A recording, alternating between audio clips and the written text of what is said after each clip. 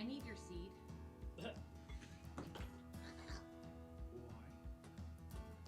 We'll have to sleep with it. And as you fall, Enwin is still on his feet. The rest of you fall and break all of the tables inside of the Cheshire Club. To which Bo goes, "Come on!" Best day ever!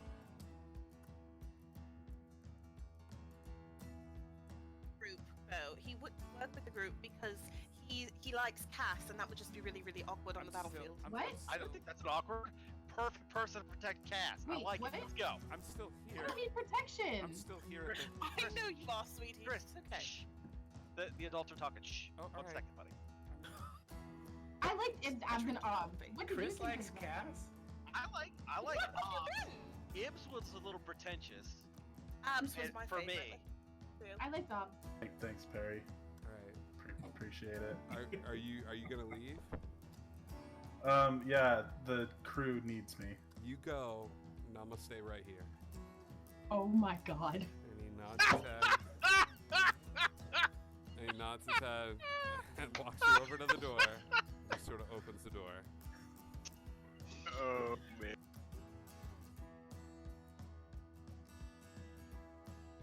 There was mouth stuff poison? Oh yeah. No smell stuff. That came out wrong. Sorry. Sorry. I couldn't not laugh. The person has died, Ryan. A little decorum, Death please. due to mouth stuff. Come on. Get over it. I'll go home Smack now. him across the face. I'm like, wake up. All right, you smack Ryan across the face. We're set up in these stands or floating above the water. Have never seen a ship cross the finish line, but first. And they all watch as the first thing they see is Monkey C. Written along the side of the ship, crossing and backwards. And you have crossed the finish line. Congratulations, crew. You have won the first high lock race for the briefest of seconds. Let them be. Let them love and hurt and change and tell stories and die fighting and pouring drinks and doing the right thing even though it hurts. Just let them be. We can give them that.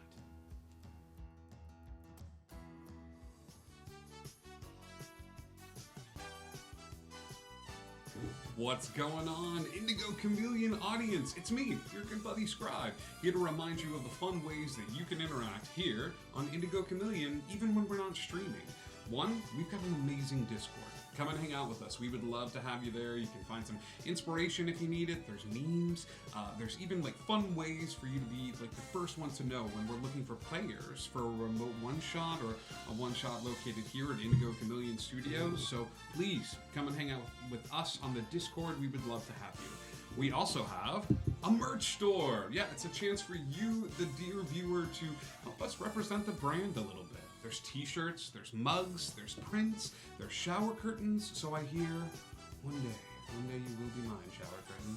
So yeah, thank you so much for all your support. And as always, there's always a spot here at the table for you. You are the 7th player at this spot. You can use stream points by clicking that little karma right at the bottom of your screen, right where the chat is, one of those sides. You can do that and earn stream points. Every time you tune in, you help us raid, you spread the word, donate bits. That, well, I don't know about spreading the word, it'd be hard to track that, but all of those other things will help you earn stream points that you can use to help your players when they need it the most.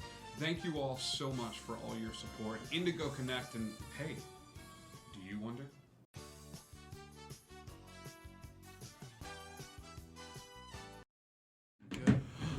Happy St. Patrick's Day, one and all. Welcome, welcome, welcome. It is Tuesday night. It is time for a little Dungeons and Dragons here on Indigo Chameleon. Gotta get your money.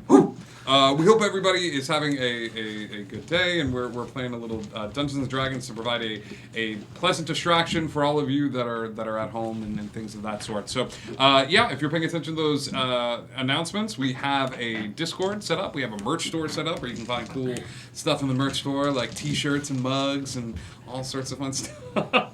I was so excited I put 2 exclamation points. I'm about it. We also, we also have a cool upcoming schedule for this week. Tomorrow night we don't have anything going on, but Indigo Chameleon and I talked about doing because we kind of have a little bit of free time on our hands about doing a homebrew and brew with you. So stay. Yeah. So tune in tomorrow night. We're probably gonna do a homebrew and brew with you as we. Extra brew. And with extra brew, because we're not going anywhere. Not everyone is wearing green, says Dream Girl. Okay, I just explained that my green shirt was in the washing machine, and so I have gray, which also starts with the same letter as green. And if you don't look at it, Top row only. I'm row. permanently wearing green because there's green in my tattoo. Also, the one on my leg has a whole panel of green. I'm Irish. Eat it. You just can't see my green. I got a rock. I mean, you can if you ask, but like, no. How many bits is that? I also have this dice bag. Does that count? That counts. That counts. Alright. Totally counts. Ooh, I have green. Hillary pants. gave you a +5, by the way. Lots of Akaboos Bender. Akaboos. You got a +5 from Legend Hillary. And speaking of which, there's plenty of ways for you, dear viewer, to interact with the stream. We encourage you to hang out. What Castlemaster said, green with envy.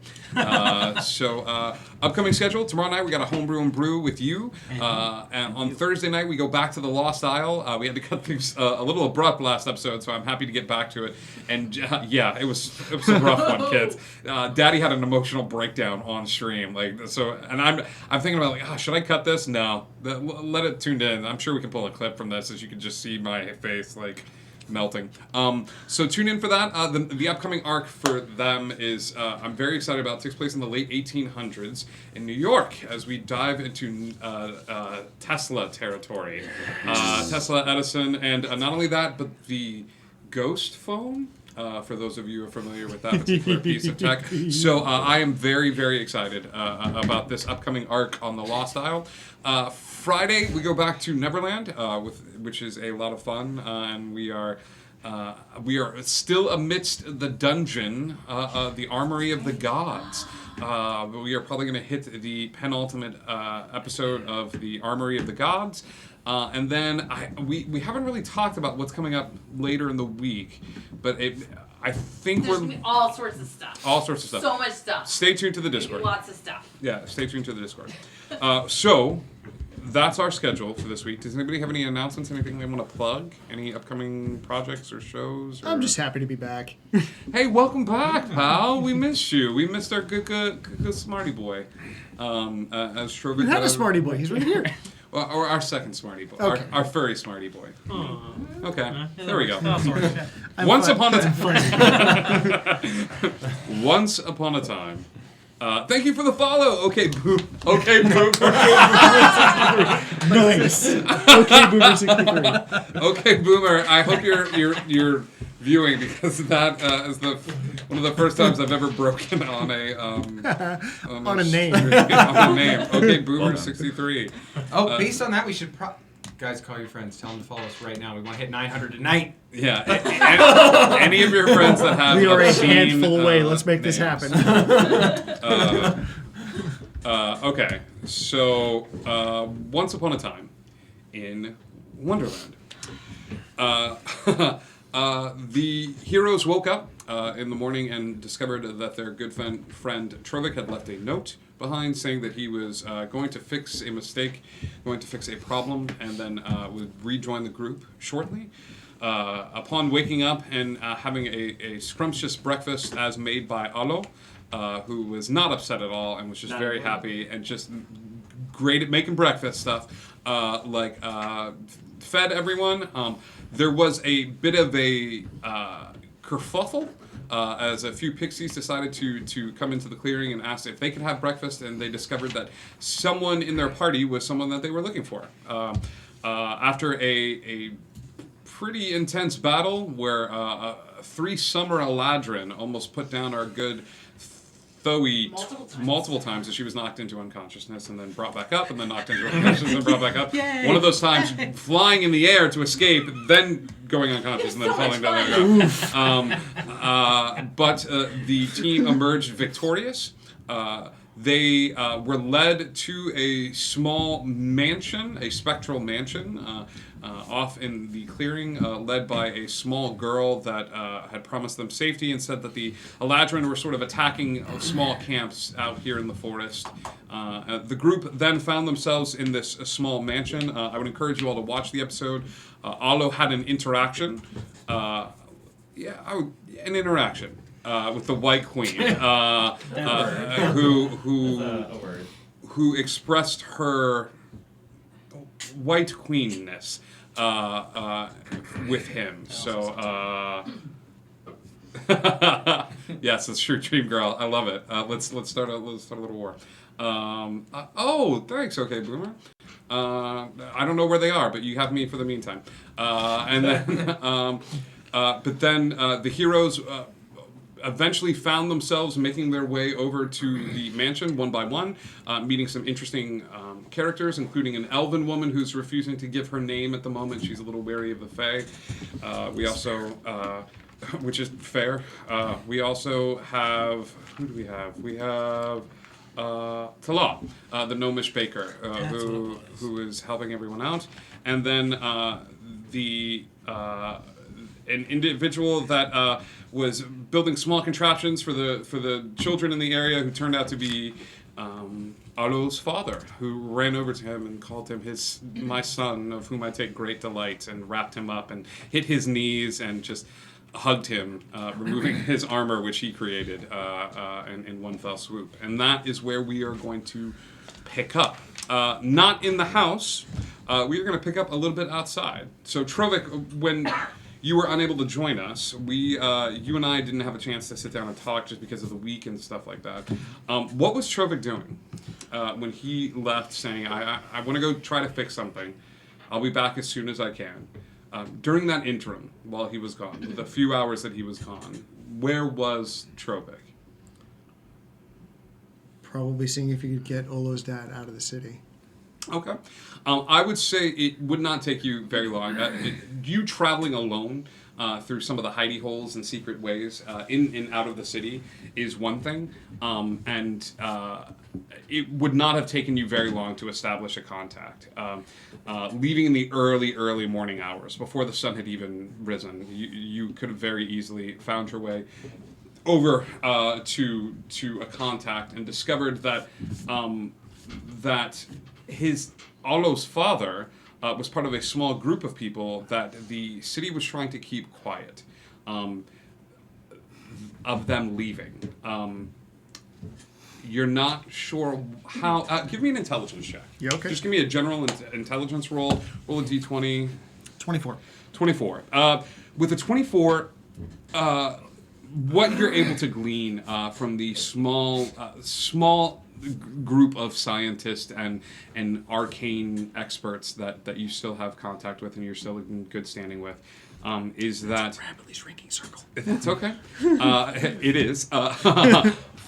Foch is a place where political refugees can go and things of that sort. However, they're not necessarily taken care of as well as it has been made to appear. They are looked down upon because of their intelligence. You know for a fact that Alo's father is a genius in his own way. A bit eccentric, but he's a genius. A bit eccentric, but he's a genius.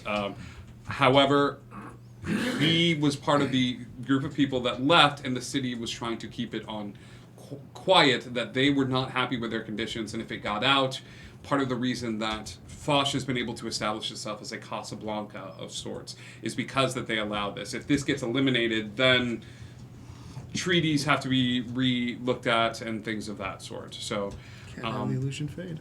Yes, can't let the illusion fade. So with discovering that and a bit of that, you've managed to find your way back to the camp, which is not there. And any semblance of the camp. Now, did you leave something there at the camp? Nope, I erased it. Okay. There is nothing there.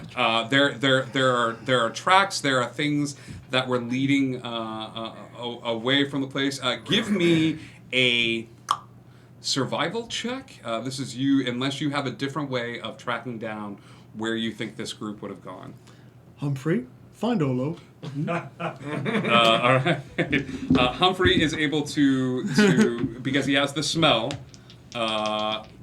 Go ahead and I'll let you roll for Humphrey. Cool. Give me a perception check at advantage. Sweet. It's a 15. Okay. With a 15, now I love you. That's great. I'm watching the chat become friends. This is great. A 15. Okay. You watch as Humphrey leads you to a small portion of the forest, and at first you're confused. Humphrey comes over to an area, and then Humphrey does something that you've never seen him do before. Humphrey looks towards a patch of trees and then begins to cry. He begins to whine a little bit as something has set Humphrey off a little bit. You don't see anything in this little patch of trees, but Humphrey is smelling the ground, gets to a certain spot, and then begins to kind of circle about, his robotic legs kicking up dirt on the ground, just a little confused. Something seems a bit amiss. Let's have a look see here.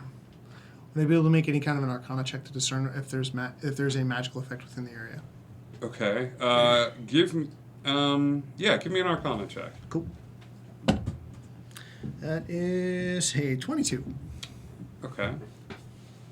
You take a little bit of time to survey the surroundings. I would say, being an eccentric genius yourself, you start thinking outside the box a little bit. You go over to a small spot where it looks like the ground is charred a bit, almost like it's. I say charred. There's an odd powder on the ground, and as you lean forward and put your finger down and pick it up and smell it and try to feel what it is, it looks to be.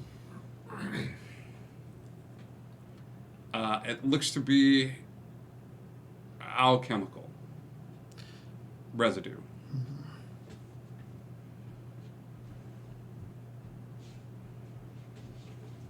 Interesting. Humphrey takes a bit of time to continue to search the area. One for Indigo, one for Aloe from Just FMO. That's very sweet. Thank you. I'm gonna give you Vincent. double thank yous because. Oh, it's Wild Magic Surgeon. Yes. Whoa. You can tell Al's excited. Things. I'm gonna take That's his a word thank for you it. and just give you a second thank you from me. Humphrey. No, there's no thank you from this side. Humphrey shakes his head a bit and then cocks his head a little bit, almost as if he's sneezing to get away from this area, and begins to stroll over towards a river. He begins to walk away from you. I'm going to try to gather some of it up in a spare file. Yeah, you very quickly gather some up and put it in a file. And yep, I mean, I told him to find Olo, so. Yep, you are greeted to an individual, a dwarven man who is standing there. He's standing in a small clearing by a flowing river, and he goes, "Oh, state your business." Apologies. Who are you? In Dwarven. Drovigor. Oh, you speak Dwarven. A man of stature and class. Look at you. He's a very stout individual, but half of the hair on his face is gone. He's got a very big beard. He's got no eyebrows on one side of the face, and he's just got this little baby face. But he's got a large warhammer strapped to his back, and he goes, "Oh, well, very well then, sir. How can I help you?" Looking for my older brother and his companions. Oh, yeah. Well, there's a lot of older brothers and companions in here. What do they look like? My older brother is a halfling. Oh, we got a few of those. Also traveling with two humans, another halfling, and someone who appears to be made of plant life. Ah, yeah. Oh, they came through here not too long ago. As far as I know, Mandrake still looks like, human Mandrake. At least you got it, because I was like, yeah, there's a metal dude, and they were like, nah, bro. He goes, oh yeah, head inside. Wait, you're not Fae, are you? Certainly not. Are you Fae? I'm a Minotaur. Are you Fae? I'm not Fae. Ah, come on in. And Very you see before you a spectral door that sort of leads to nowhere. From the outside appearances, it just looks to be a floating doorway in the middle of this space. I'd love to know the magic behind this. And I walk in. Yeah. As you open it up, I will say this. It's been enough time, and you are greeted to the sight of Aulo's father sliding on his knees, which he has small knee pads in his knees. Apparently this is a common thing. He comes forward, it hits a small button on the back of Aulo's armor. The armor falls off, and he picks up his boy and wraps him in a giant hug. Hi. Hi. It's good to see you. It's my boy. Look at you. Are you eating? You're so skinny. I've always been skinny. Let me get you something to eat. I can fix you a sandwich. I'm fine. Are you sure? Yes. Are these your friends? Believe me, I've tried cooking for him. Son! And as you come through the door, you see him even now, beaming and small tears coming off of his face. He comes forward and wraps you in a hug as well. It's like, you're traveling. Yes, of course, you're traveling together. This is wonderful, and you're looking out for each other. And your mother is so pleased that the two of you have just gone out and seen the world and. Come in. You already in. Tell me everything. Let's find chairs. Who has chairs? Does anyone have chairs? And he's. You see people sort of getting up and moving chairs and scooting them over. And he sits down. Any of you that are out and about in the space, I think you're back in the kitchen. You are up in a room. So you're not there. You're playing music. So you would see this scene happening, and you're sitting at the table drinking tea. I would have popped my head out to see the commotion. Yes, as you come out, you're greeted to a scene of this man very happy to see Aulo and very happy to see Trovik, beaming, sitting down in a chair, and he's just he can't stop. As people walk by, he goes, "That's my son," and then he points. He's like, "Both of them," and they kind of nod and they look at the human, and then they look at the, and then they look over at Trovik and. They're like, oh, okay. Just smile. There's an odd look of well, takes no all sorts. judging. Yeah, it takes all sorts. Tell me everything. Tell me where you've been, what you've been doing. That is a heavy story. Mandrake would excuse himself from the old woman and join. Hello, is this a friend of yours? It is. Hello, very nice to meet you. And he sticks a hand out at you, and he goes, Eugene Cornwallis Harrison, at your service. That's my son. Your father? No, I'm his father. Yes. You can call me Dad if you want to. Are you traveling companions? Yeah. Yes. You can also call me Corny. Oh, God. Only when you tell jokes. Because my middle name is Cornwallis. You don't have to. It's fine. I think I will call you father? That's what everyone else calls you around here, Yes, correct? That's perfect. That's wonderful. Are these banquet tables, or are these just small? These are small tables set up. There's only one sort of large banquet table set up in this area.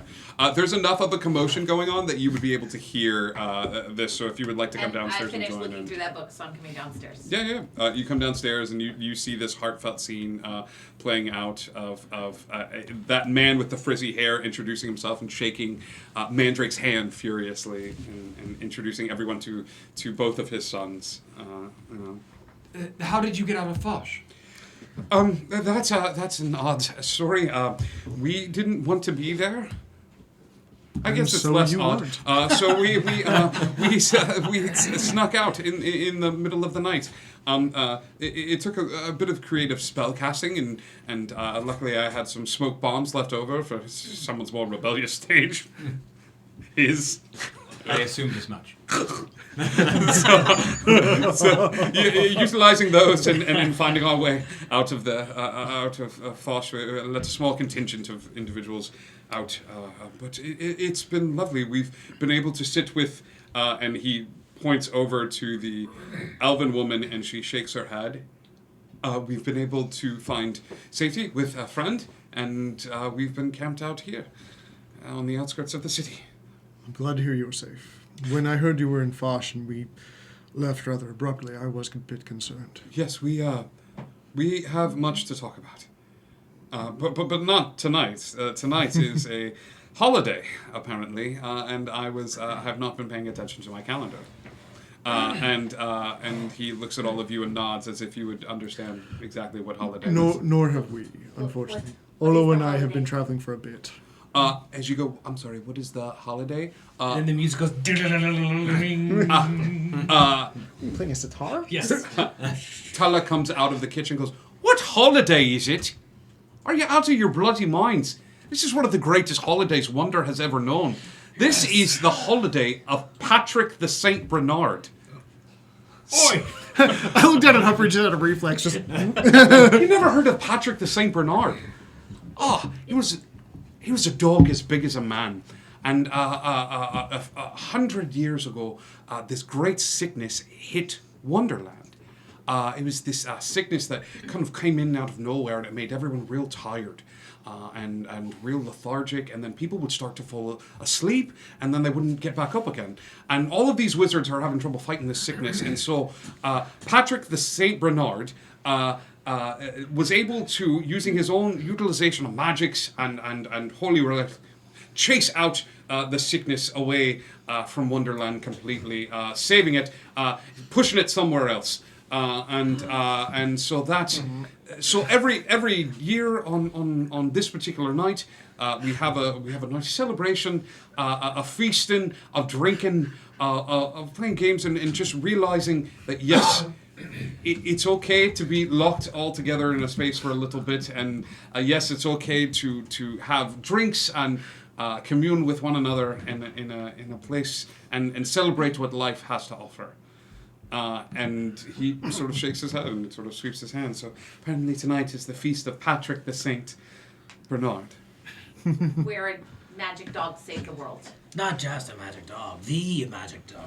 The magic dog. The oversized large magic dog saved the world. Patrick the Saint Bernard. You make this sound as though it's incredulous. We've seen Far Stranger. And once you've seen its face, I swear you'll be a believer. It's fascinating. Quite.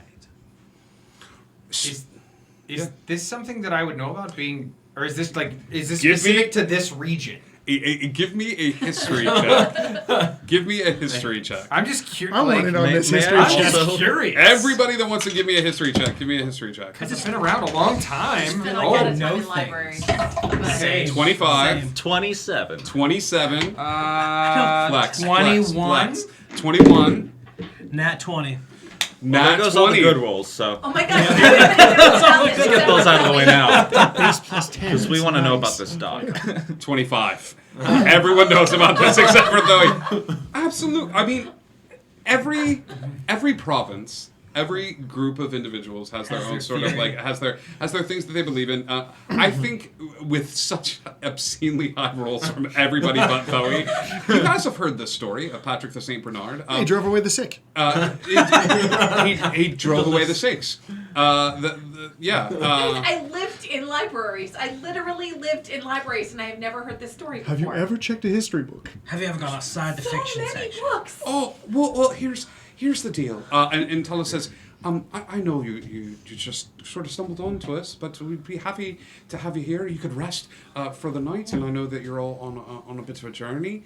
But it looks like your Paul looks very happy to see you, and I know you'd like to spend time with your wee one, and your other wee one. And so why not tonight, of all nights, a few hours? You all look like you've been through the grinder.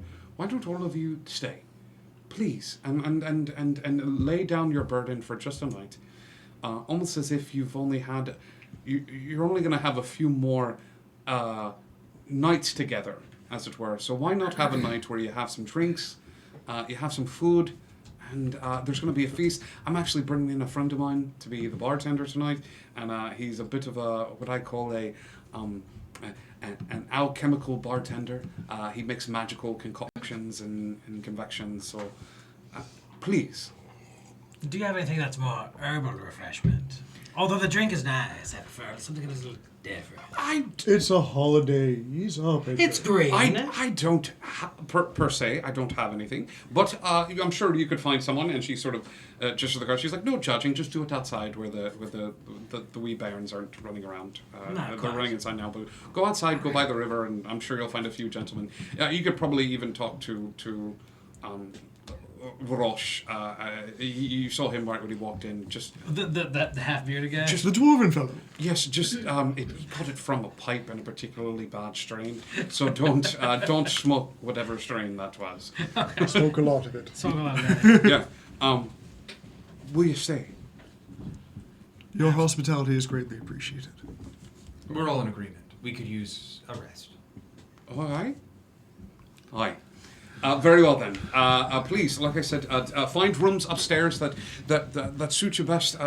Bunk up if you must. There's plenty of room thanks to the lady in the corner, and the woman sipping tea is just sort of smiling, shaking her head as this conversation goes on. She goes, If there's a feast to be had, would you mind a couple of extra hands in the kitchen?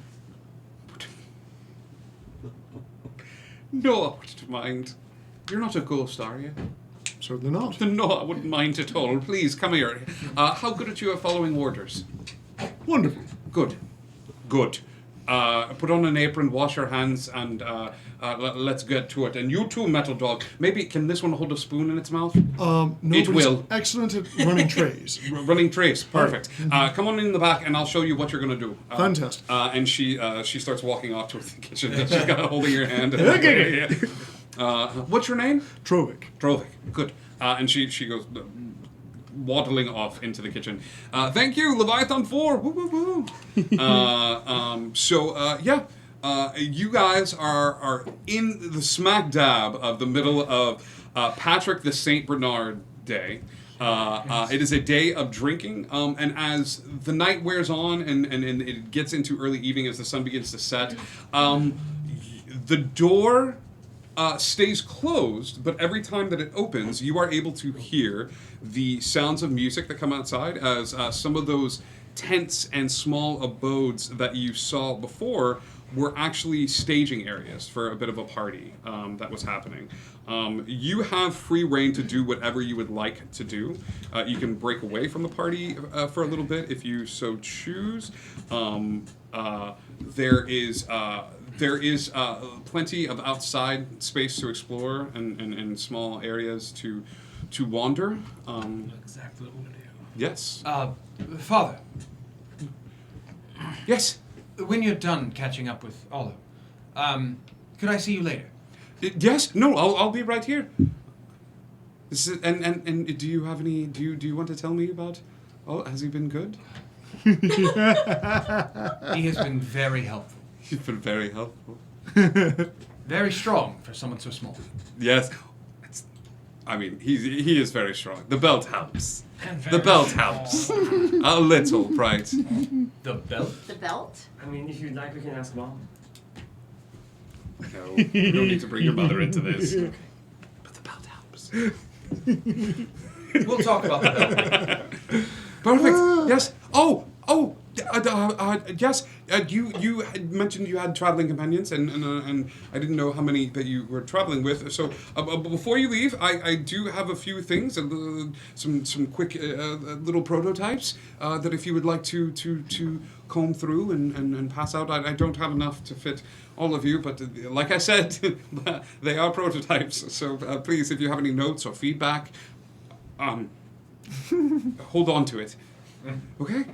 And then he sits down cross-legged at where you're sitting and just tell me everything. Tell me. And I think Olo does. He tells him from the beginning. Yeah, he's wrapped. He's a small child watching TV as you tell him everything and all the things you fought and things of that sort. And he smiles and as you go on into the evening. The fire is lit, and you see a small bar being set up in the house, and a large individual enters into the abode. For those of you that are looking, this is a very large man who comes in and has to kind of stoop to get in through the door.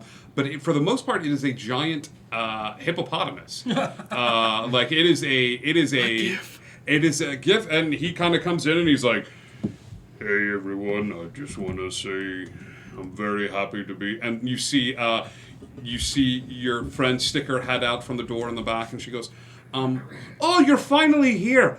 That's perfect. Come on in. You can set up over there in the corner, dear." And he goes, "All right." And he brings over this small little bar and starts setting up a bar, and he's got all sorts of odd-looking bottles that are set up and up and around him, and he's sort of setting up, and people are chomping at the bit. It's gone from like quiet, comfortable house for people to rest in to it's turning into what looks to be it could be a rager of sorts. Okay. That being said, heroes. What are you gonna do? I'd like to go find some herbal refreshments. Okay, yeah. We'll take our time to go through and find some little bits and stuff. You're outside, and give me a perception check. I'm probably going to follow him outside because I wanted to talk to him at some point. 18. 18.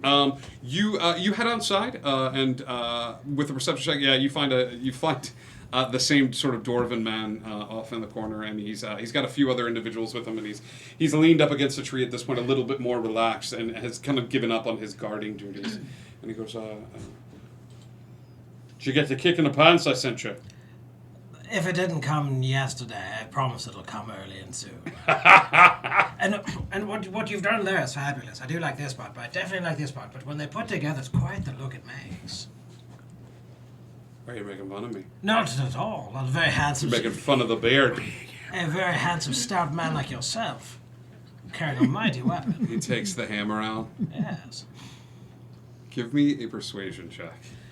At least it's not deception. Yeah, no kidding. Still not good. You're a bard, dude. It's got to be okay. It's a 9.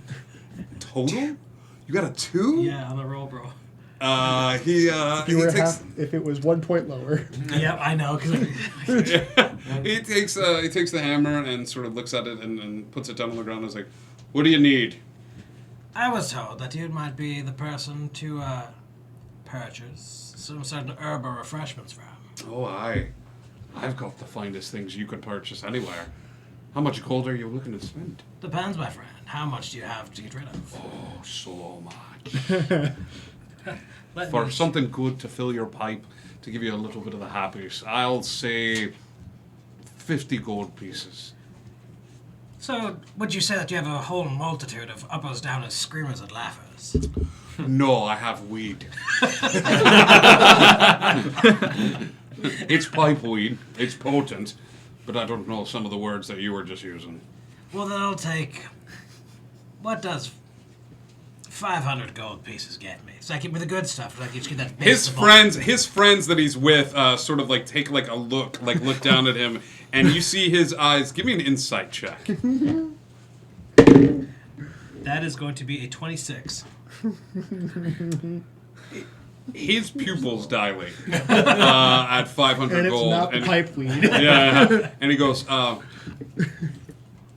was just going to sell you a bit of dandelions I was going to go pick, but now I feel like I have to give you something special. It's going to give you a bit of oregano, but... I was going to give you a wee bit of oregano, but he goes, all right, 500 gold. Yes. Give it here. And he's like, if you don't mind, and if you'd oblige me, he's giving 50 first. He goes, I want to smell it first. A bit of a sample. He reaches into his pocket. If that... Okay, He reaches into his pocket as you hold on to the gold and pulls out a wooden box. And the box says, "Property of Philbus Weatherby." Love the name. He goes, "This here was invented by a man by the name of Weatherby. It's a testimony to why it's a bad idea to point a gnome's sharp mind toward the creation of inventing a pipeweed. After spending many years of living with the dwarves and being accepted as one of us, Weatherby made his way home with some ideas of a stout pipeweed that would knock someone on their arse. This monstrosity is laced with magic and is designed to lessen the chance of a person dying from alcohol poisoning.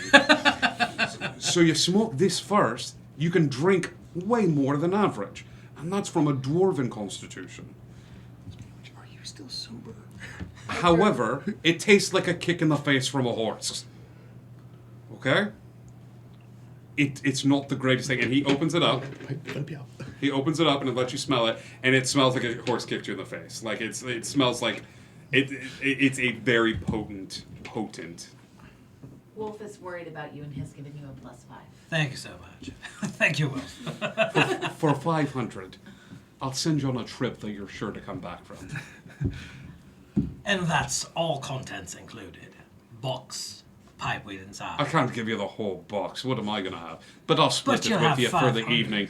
It's Patrick the St. Bernard's Day. I'm fine with you and I having a night together. Then fine. 500 it is. Cool. I need you to roll 10 D100s, please. What? How do I roll the D100? D10 Actually, plus a percentile. hold up. Oh, yeah, I guess that's... As you sit with your buddy and you I'm smoke, just gonna go ahead and write down these as you results.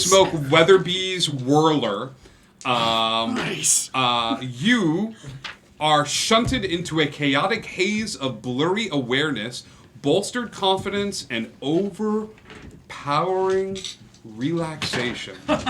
As every time you start to feel anxious, a surge of wild magic exits your body. Uncontrolled magical effects occur around the drinker at random times for as long as the pipeweed lasts. Pack your bags, you're going on a trip. I need someone in the chat to roll me a D4. This, yes, that, no. Somebody roll me a D4. Anybody in the chat that has their dice handy and is able to roll a This was a D4. regular D10. Go ahead and roll a D4 and let me know what you get.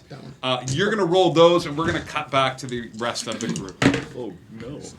Rich, go ahead and hold on to those numbers for me. So just That's keep one. track of Go them. ahead. Oh, okay. I had Yeah, you I'm 10 writing- times. I'm writing- I Now, need everybody. 10 D100s. 3. So this is going to last for 3 hours, Edgar. Okay. Wolfgren rolled a 3 on his D4, so you are... Anytime you see Edgar for the rest of the night, like, Edgar just looks like the most chilled, mellowed out dude. Like Oh, you- like the turtle from season 1. like the turtle from season 1. Yeah, he's just like, what's up, man? Like, Edgar's gone. And that's when the mescaline kicked. We can't stop here. It's backcountry. It's backcountry. Yeah. So while you keep track of that, what is everybody else doing with their evening? So did I see any of that? Because I kind of followed You him did. out, but I You followed didn't him see out. back.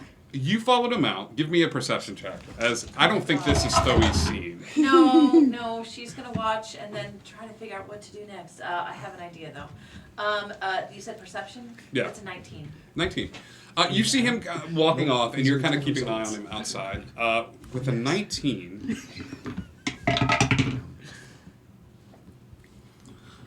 you see a female furbolg, not too far away from the group, sort of sitting by herself reading a book. Oh, of course I'm gonna go over to her. You recognize her immediately. As? You. Oh, okay. Well, yeah, I guess I'm going over.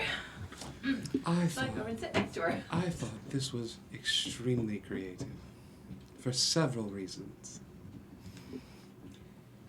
Well, I mean, I'm just hoping Mandrake does. I recognize the voice, right? Okay, I'm just hoping Mandrake doesn't see you because it would probably raise some flags, but I guess it won't with anybody else. I believe your line is, "Thank you, oh my God, thank you." Thank you. Oh my God, thank you. You're welcome.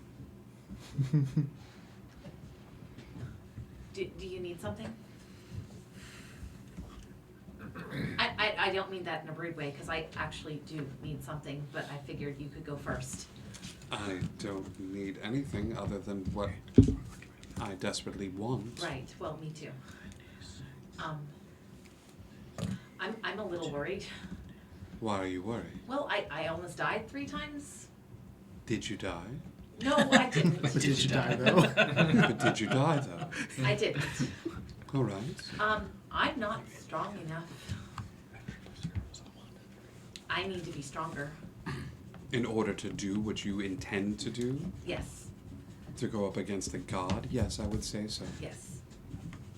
And I had an idea. What is your idea? Well, I know that there's someone with us now that has a school that he goes to, and they have access to information that I don't have access to. Okay, I have something they might be willing to trade, you do. and I hoped that I could perhaps trade them for information. Of course. Worst case scenario, for the information that you want. I mean, But I still think maybe there's another way. you could always trade it to me. I'd be happy to be your middle woman. There's got to be another way. I mean, that's the last resort, but there's got to be another way. This is your ace in the hole. Yes. Fine. Then what is it you need to establish contact with this other place? A dead body. Oh, that's fine. Pick someone. No, I don't want to kill somebody, and I prefer not to. I would prefer not to have to kill anybody tonight. Or The short one in the armor seems to pester you so. I could make it quick. It's true, and I appreciate that. But I would prefer not to kill anyone that is a part of our group, or somebody that is a part of this household, or really anybody at all if I don't have to. Maybe there's somebody who's already dead who's around here. Do you have a way to find out if there's somebody who's already dead that's around here somewhere? You are less fun. Fine. Yes, I will fetch you a body. I don't know a spell for locate dead person. No, I don't even know if those exist. No, normally it's because it's a waste of a spell. You just find a person and then whoops a doodle. I will find your body. Okay. The only problem is, I need. Would he be close enough to point in his? I need him with me, and he appears to be indisposed for the time being. He does, doesn't he? Yes. Is she pointing at me? You see Thoe kind of looking over at you, and you're I think you're mid puff at this point with your best buddy, and you see Thoe sitting next to this Furbolg who just sort of like waves at you for a little bit, and as the Furbolg waves at you a little bit, there's this image of a little girl where she was, and then it's back to the Furbolg, just sort of like waves at you. He's just gonna do a thing where he's gonna hold his pipe and just give him the wave from like the fingers on the pipe. Just like, what's happening? Like, oh, I think I like this one. He's unusual. Can I have him when we're done? I think you should talk with him about that. Okay. I don't want to make any deals for him. Find a dead body. Bring it back here. Why don't you meet me out here after everyone has gone to sleep for the evening? Okay. Are you going to kill somebody? I'd really prefer if we didn't have to kill somebody to achieve this. She puts both of her hands out. I promise not to kill anyone who doesn't deserve it. That's as good as it's going to get. That's as good as it's going to get. Got it. Thank you. I can't believe everyone else gets to drink and I have to go look for a corpse. And she gets up and folds the book and just sort of walks off into the night air. All right, I guess I'll go back inside. Okay. Plans have been made. Inside, those of you that are inside and then enjoying drink, your father is regaling you with information about like what he's been doing, what he was doing in Foch, and then he does pull you aside and say, "We should talk. I don't know if you want to share information with your friends or if you want to at least grab your brother, but the situation has gotten somewhat bad. And I can always share with you, and you can share with whoever you see fit. But I think I need to head back. Your mother was supposed to meet me at a certain place, and she has not yet.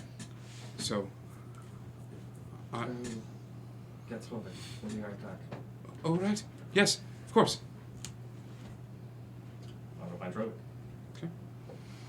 Drovic, you were kind of putting the finishing touches on a pie. Yeah, you're in the kitchen baking, and give me a give me. I don't even know what this would be. We've said intelligent or performance. But I said baking this time. Baking is a science. Baking is a science. Give me an intelligence check. Add your proficiency to if you have. Doubled with cook's tools. Yes, do it. 23. Every time she goes to give you an order, you're already doing it. You're already one step ahead. She's like, take it out, and you're like, yes, take it out of the oven. I got it. I was thinking, oh yeah, but make sure you get a little butter on the top to keep the crust from. And oh yes, well, very well done. By the end of it, you two are a well-oiled machine. As the two of you are just handing off ingredients and have almost developed in the short amount of time that you have this silent form of communication between the two of you, with Humphrey just sort of like looking and staring at the two of you as you ping pong about the kitchen. Pie on a tray in Humphrey's mouth, cooling rack. Yeah, like, and it's just like it's a marvel. At one point, someone walks in the kitchen, the two of you turn to the door, and you're like, close the door, and you say it at the same time, and they go stumbling out as you. But you make a veritable assortment of sweet and savory. You have a ghost army of servants that are helped, but she refuses to let any of them touch any food. And the two of you manage to cook enough to feed a small army, which is good because we have a small army. You have a small army. What is? Give me a couple of the signature dishes that Drovic makes. Mince pie, apple, and then there is. I know Father's favorite, so I'm going to make that. All right. There's a let's say there's a corned beef hash too that comes out as well, and then you know specifically that Dad wants to talk to you, and so you make Dad's favorite, which is just for him it is a simple grilled cheese sandwich. Yep. Amidst all of the chaos and the scents and aromas and things of that sort, you make this very simple plate of food that was there. So, okay. But as you come out, the bringing out trays, Olo does come and grab you by the arm as he's finished talking with his father and sort of pulls you to the side. All right. Mandrake and Nyx, what would you guys be doing during this time? Individuals are spread out in small little corners of the room. You do see a very raucous game that's starting to build. It's a drinking dice game that is taking place in one corner of the room. That's starting to pick up a little bit of steam, but the elven woman is still sitting at the table. But other individuals are just sort of milling about in small pockets of conversation, as these parties are wont to do. I probably would have hung around, like not close, but like kind of watching Olo and his father kind of. So Nyx is lurking. And then when they would have gone off, I would have just stayed where I was at, kind of enjoy the atmosphere. Yeah, it reminds you of being back home. Being back in the kingdom, and during some of those times where like the times were good, and you'd have these big parties in the castle and things like that. It's one of the first times in a while since you've been at Cheshire's Club that you feel that atmosphere. Yeah. So it's nice. It feels amazing to be wrapped up in this sort of situation all over again. What about you, Mandrake? Before I walked away, I would tell Father, find me when you're done. Yeah, of course. And then I would go over to the man with the alchemical concoctions. Alchemical bar. Harry. Okay. Harry is behind the bar, which is odd because he has just a tiny tuft of hair at the top of his head. Okay. But Harry is making drinks behind the bar, and he's got quite a setup. The most interesting thing about Harry is Harry does a spell that you are very familiar with. Harry casts the spell summon woodland creatures, and he gets a pixie armada to be his co-bartender. So when he's making drinks, some of these pixies are holding up some, and then they're casting little bits of spurts of magic that seem to infuse drinks. But as you stroll up to the bar, you see one individual walk forward and grab a drink that Harry has just poured and put a couple of gold in his tip jar, and then he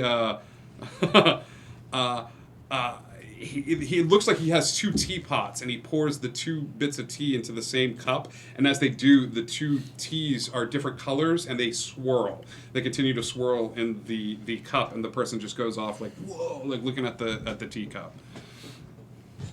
Hello, friend. Hello.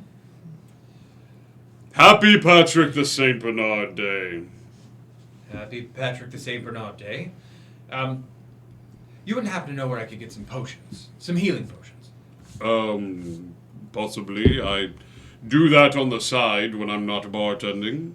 How many are you looking to purchase? Enough for 5. For several weeks. You're serious? All right. I'll see what I have.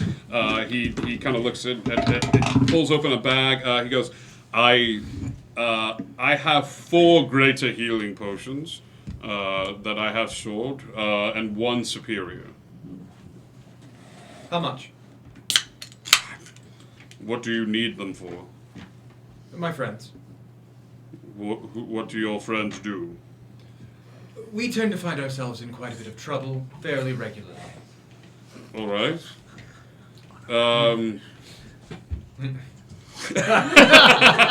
I'll wait. I'm just saying, trouble finds us. We almost died, that's why we need the potion. You almost died. What's this wee business? What's this wee business? You almost die all the time. It's bigger than wee business. It's big business. Hey, yep. My conversation's over. I'm gonna go get it. Well, have a good night, everyone. Please bring back whiskey. He goes, for the graters, the 4, what did he say? 4 greater? 4 greater, 1 4 superior. greater, 1 4 greater, I can do 1,000 gold. For the superior, it's going to be about 2,000. And what if I helped you at the bar? You're going to help me at the bar. I'll grab a couple things and mix. Okay. What are you trying? Are you just mixing at random to see what you can make? Yeah, sure. Give me a D100. Oh, Yeah. Why not? nice. Worst case scenario. Yeah. Worst case scenario. I think you can best. 47. 47. You're like, what if I help you at the bar? Wait. This is alchemic. It is alchemic. I get advantage due to Bartholomew. I'm wearing the hat. I'll give you. You said any alchemical rolls I make. All right. How about this? Because I don't know how to justify you taking random bottles and being like advantage. Like so. Like, I take a minute. I'm gonna give you the name of 2 drinks, and Sure. you tell me which one you want to submit for the board. Okay. So the first drink that you make is Lilifina's Lusty Lover Liquid Liqueur. Oh my gosh. Give me another D100. Delightful and lovely. 73. The other one is called Cinder. It's Fireball. I'll take Cinder. Okay.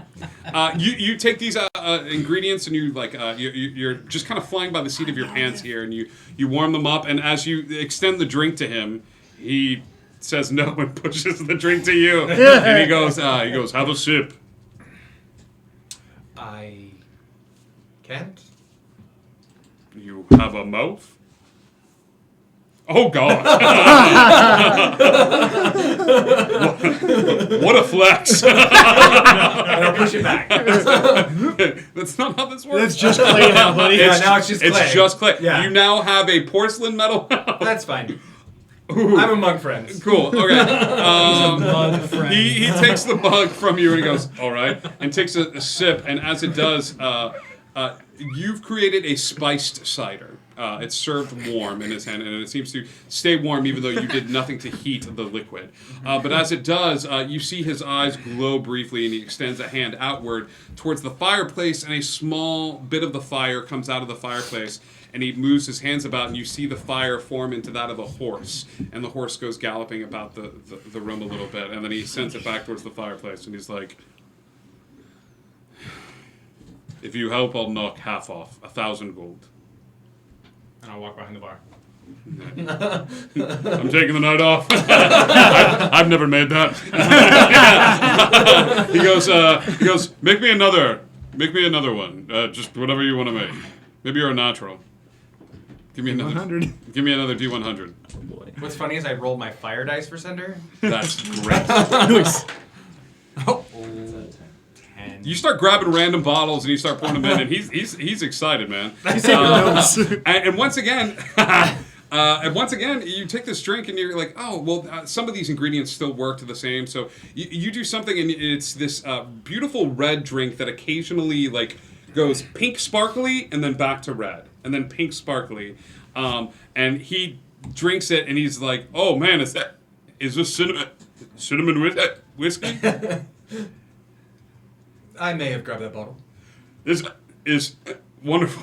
And as he walks about the space, every time he hiccups, there's a little puff of glitter that comes out of his mouth. I'm going to call this one the glitter bomb. I don't care what it's actually named. It's called a fairy fireball. Sparkling worm. Nice. I like that better, actually. Glitter bomb. I make a mental note of that one. Right, you're writing down drinks as you invent them. Yep. People come up, they're like, make me something. You're like, okay. And every time they do something, you're like, huh, less mint. His hair is green. Like, so I know how to make a glitter bomb and a cinder. And a cinder. And so throughout the night, you are the official bartender for the party. Not how I thought this night was going. You are the official bartender. This is great. How many nights have we found ourselves in this position? Every night.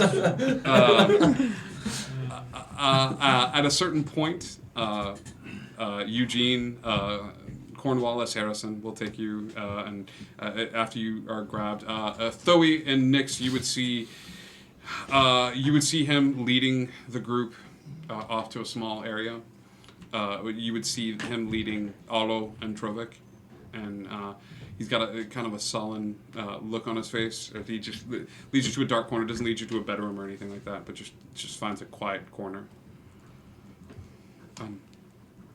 It's bad. It didn't get bad until Nevin DeVoe came back home. He cannot have. No, he is. He's the reigning. He cannot have. I'm going to point at Nix. Look. Your friend is very nice. Does he know him? That is him. What proof did he offer that he was Nevin DeVoe? I don't. I'm sorry. I don't find myself wrapped up in politics. I didn't even know what he was supposed to look like. But your mother says he was him. He came in, and there was this man that had sort of taken over in his absence, and the first thing Nevin did when he came back was to take this man and throw him in the dungeon. Not only that, but he also put his sister there, who was working in the library. Kessel, I think. He's terrible. We're gearing up for war. We're not war people. Your mother and I, I make toys. I was commissioned by a group of guardsmen going home one night, and then when I refused to answer their questions because I don't need to answer their questions, Your mother said I should have just talked. But I'm not going to bow down to somebody that's an ass. I raised you better than that. No, should you? So, there's something wrong. Your mother is still there. And she's deep in the heart of it. Because she refuses to leave. She's convinced that rebellion will occur, and when it does, there will need to be someone on the inside. How long ago did you leave? A few days? How long ago was the phone call from my mother? 2 days ago. She called me 2 days ago. She did. Is she okay? Is she fine? I'm not sure. She was trying to be covert. She was speaking in code. They are looking for me. Someone was obviously listening to the other end of the conversation. She adopted the tone. Do you remember when I started messing about with her equipment and she got that tone? Yes. That. He looks very confused, and he's like, I didn't know that all of this would have happened. I would have never left her. You know that I would have never left her. I would also not have left you. But we have to go back. And we will? Yes, we will. You should probably find somewhere safe, though. No. He is coming. I'm coming with. You know him. That's where we're going. The moment I turn around, yes, he's going to be on his way back. I realize that. I had to say it just to satiate my nerves. I've made items for people before, but that's not to say that I haven't kept some Father. secrets. I know.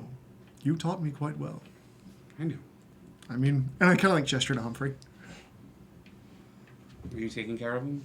Of course. I've got some polish that I can use. Thank you. I've been meaning to. The smudges are just terrible. He Taking looks. a lot of enjoyment. Yeah. Strobic is always yelling at me not keeping my armor up. Yeah. Just don't beam too much. Have you picked it up from the floor, by the way? He's like, can you trust your friends? These new people in your life? Some of them. Would they help? Most of them, I think. All right. I wish I had more information to give. What you've given us is already a boon. I do know someone who might be able to help. She's been very sweet since we arrived here. And he looks over at her again, and he goes to say her name, and doesn't. He's like, "You should talk to her. Her name is Vinali. She's a little hesitant about who she gives her name to. I think she was burned by the Fae in the past, but she is one of the most powerful mages that I've ever met. She offered me, before you all came, to transport me, to get me as close as I could to right outside of the Carols, on the border." It's powerful magic. She is extremely powerful.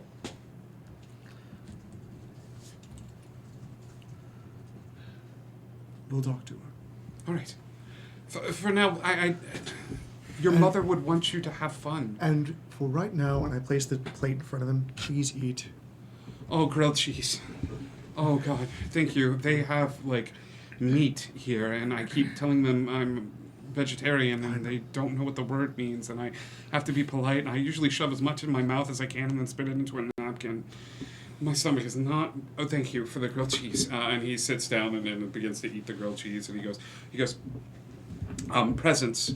Would you like them now, or would you like to wait? Let's wait for all of our compatriots. Okay. All right. And he sits down with grilled cheese and begins to... We'll just have a meal as our little small family. Yeah. Just sitting down, and you guys are eating food and stuff. Mandrake is slinging drinks. Nix, you would notice this as this conversation that yes? Oh, do I have access to these pixies? Yeah, I know. What? Do I have access to these pixies now? No. Okay. Those were his. I just meant while we were at the bar. You could ask it. Yeah, you know what? He'd probably leave a couple of them behind that are just kind of flittering around and bring stuff. Are you using them to deliver drinks to friends and stuff like that? Yeah, I would have them deliver drinks. Yeah, Thoey, give me a D100 as a little pixie. And collect tips. Nobody works for free. Thoey, give me a D100. 77. Thoey, you see a little... oh, is this my wild magic search? I forgot about that. It is your wild magic search. Yay. Oh, great. Thank you. Right before the drink comes to you, you get a wild surge of magic, and you know what? Why not? Let's do both at the same time. As you're sitting down and enjoying a nice family dinner together, we'll do 2 wild magic surges for the 2 of you. So it's a 77 for you. Okay. Oh. Okay. Okay. I don't know how to react to that reaction. Brace. I need. Does anybody know if polymorph is a charisma save or a wisdom save? Wow. Wisdom. I need a wisdom save. Okay. That could go either way. Let me see. That's a 12? It's versus your DC. No. Thoe, you it's the one. are a sheep. Yes! You for the next hour while polymorph is active, like you see Thoe just be as the pixie's flying forward with the drink. Thoe's like, "Oh, cool!" As she shrinks down and forms into the sheep, and the pixie kind of like looks back at you and is like, "Who do I deliver this?" Could you fix this? For flavor, can it be a green-wooled sheep? Yes, green-wooled sheep with small wings that are just like a little I bitty will horns. hold up 1 gold piece and say, I know that you know polymorph. Absolutely. Can you turn her back? Yes. Will you turn her back? Yes. Now. Okay. I'm not letting go of the gold. Gold first? Polymorph first. This and is I'll hold up a ridiculous. second gold piece. I'm gonna dispel magic. You're gonna dispel magic? Yeah. Yeah, 3rd level. Do I have Okay. to roll for it? Yeah. Okay. 4th level spell. That's gonna be so 11 on the die plus 3 because it's 3rd level. Is that how it works? I don't. It's hers. It's the spell level of the spell. I don't. DC. The DC equals. What level are you casting dispel magic at? Oh, I'm 3rd level, so 11. Polymorph is So normally 10 plus 1 would be 11. It would Yep, match it. I think it just hits it. So as you do this, as you like 2 gold to her back, Nyx turns her back to the human, or Rolls his back eyes. into Thoe, and she's like, and you're like, what the? Give me another wisdom saving throw, please. I was like, I've never played a sheep before. That was interesting. That's a 15. She goes to turn you back. and you manage to shake it off, and then the pixie holds out the hand for the 2 gold pieces. No deals. It takes the gold pieces, and they like weigh the pixie down a little bit, and the pixie just got 2, and it's like hee hee, and like goes flying off. Like Back to work. You got a bus. 49. 49. No longer a sheep, right? Correct. No, Okay. Yeah, I think Okay. Alo, you go. You feel this little wild magic surge coming at you. Maybe it's the magic of Patrick the Saint Bernard's day. But as you go to speak to your father, you are unable to do so, and tiny little pink bubbles just start flowing out of your mouth. It is a. I haven't seen anyone wash their mouth out with soap in some time. I had to do that once. You remember when you called your teacher an ass? And then you tried to convince me it was a donkey, but I knew better. And you're just like, the bubbles are coming out. Yeah. So before that happened, I would want to get the 2 pixies together and say, "You like games, right?" Yes. Okay. Whoever brings me the most gold gets a name. Do we get to pick the name? No. Do we get to pick the person? No. Is it a person that already exists? Maybe. No deal. It's got to be somebody that already exists. I said you get a name. So yes, it's a Are person you trying? that exists. Are you trying to trick a fairy? I You know would this is never- our gig, right? I would never trick a It's fairy. a bag, baby. Yeah. I said, whoever brings me the most gold gets a name. They look at each other and they kind of whisper and they're like, "Deal." They're gonna steal everyone's gold. And they just go flittering off. The pixies are gone as helpers for the rest of the night. Yep. As That's they all I are wanted just to do with going them, to so. go pickpocket and swindle everyone out of all their gold pieces for the rest of the night. On a precious holiday, you monster. You monster. On Patrick the St. Bernard's Day, the most treasured of all holidays. The holiday that is represented by large stacks of gold. This is also true. And a tiny barrel hanging underneath the dog. Edgar. What's up, pal? Would you like my numbers? No, I don't need them. I'll let you know when I need them. As you finish smoking with your good buddy, and he looks at you and he goes, "How do you feel?" I feel as about as good as I look. Bad. And he like smacks you on the shoulder. When he smacks you on the shoulder as hard as he can, now you can go ahead and give me the first of 10 wild magic surges that you will be experiencing from different tables all throughout the night. This is one of my favorite tables, so give me the first one. 96. Okay.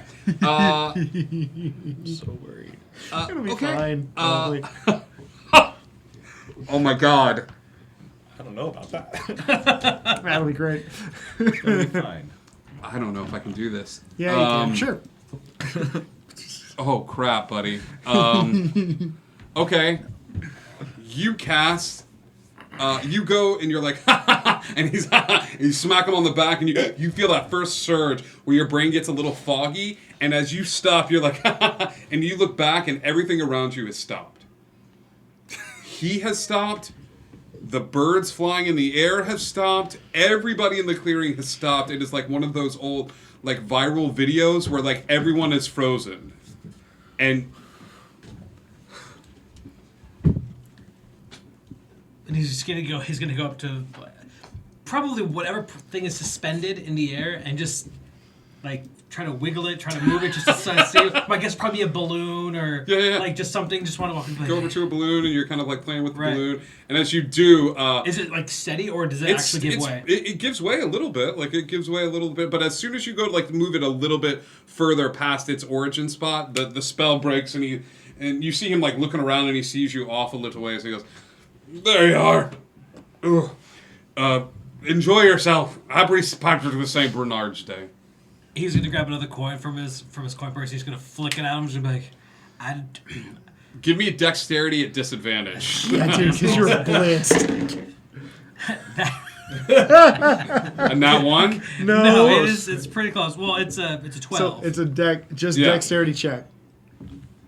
That's a 7. Oh, it's a 7? Oh. 7. Your raw dex? Yeah. Yeah, that's a +5, buddy. Just kidding. I was gonna say you like flip the coin forward, but it hits your own forehead as you go to like flip it at him and stuff like that, and it hits your own forehead. Like when they flick it like this, it goes shoots right back in your face. Yeah, you're just like, oh god, someone threw a coin at me. Hey, free coin. Edgar's gone, guys. Anybody that's moving around and seeing this, like Edgar is. This is me at Vegas. Just my whole body just going like this. So Edgar is. He's so high. Okay. Edgar is wandering around outside, flipping coins into his own face. Great. Thank you for the follow, Gladius Rex Maximus. Great name. Justin from TT2KB. Oh, that's right. What's up, D? Oh man, that's awesome. Thank you so much for the follow. Yep. Big card game going on inside. People are starting to get a little. It's about an hour in. There's food all set up by the table as your food is out, and you watch as your lovely hostess, one of your lovely hostess for the evening, is taking full credit for all of the meals that you helped with. I look over and I just arch an eyebrow. She arches one back. Well, I had a bit of help. The dog really was a good pie warmer, and Can I mage hand a pie into her face? You could certainly try. I want to mage hand a pie into this woman's face. Okay. Credit where it's due. In the middle of this conversation, you see you kind of reach your hand over and you pie. I will say, just for the sake of brevity, a small piece of pie like flies into her face and it hits her face, and she goes, "Well, the furry one helped as well a little bit," and she's wiping her the pie off of her face, and she nods her face, and she goes, Revenge is a dish best served cold. Oh, ice cream. Lovely. Oh, I should get on that. And she goes back into the kitchen and begins to make ice cream. There's a game going on, like I said, and the game is sort of like picking up steam as people are playing a raucous dice game in the corner that seems to be causing people to drink as well. You're finishing up your conversation. Nix, you doing anything with your time other than sort of like people watching and enjoying Probably the atmosphere? talk to Zoe since you're busy bartending and you guys are having a conversation. We're just having a meal, man. And you know, You're just sitting And, you down. know, You're sitting with pie. your dad. It's great. Like, yeah. Are you delivering drinks to anybody else before I close this table? Huh? 3 to the table. Yeah, I mean, I would bring drinks to the table. Do you drink? I would It's have Patrick the juice St. and Bernard's things like Day. that, I'll- yes. Okay. It's would have Patrick the St. Bernard's Day. I'll have a drink. You'll have a drink? I'll have a drink. Give me a D100. Cool. 82. Ooh. This is the you get a small drink in a little tumbler, and it's got actually some rocks in it that are ice cold. And he's made you a very simplistic drink called the Bourbon of Dwarven Kind. It makes the user start to grow a beard. it So matches my as you belt. drink, so the Fantastic. more buzzed you get, the more your beard begins to grow. So the little goatee that Trovic has just goes. So as you get a little buzz on, and you're just like, you notice that like Trovic's beard is growing just a little bit. Just starts off like this, then ends up going.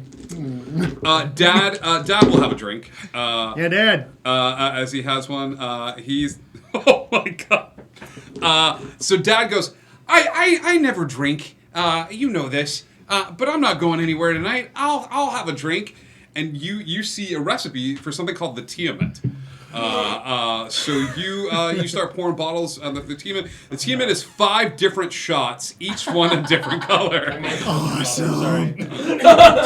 One is black and syrupy, one is blue and gives you tingly feelings. One is on fire, one is green and tastes a little bit minty, and the last one is white and it frosts the closest thing, like frost the glass. A little bit.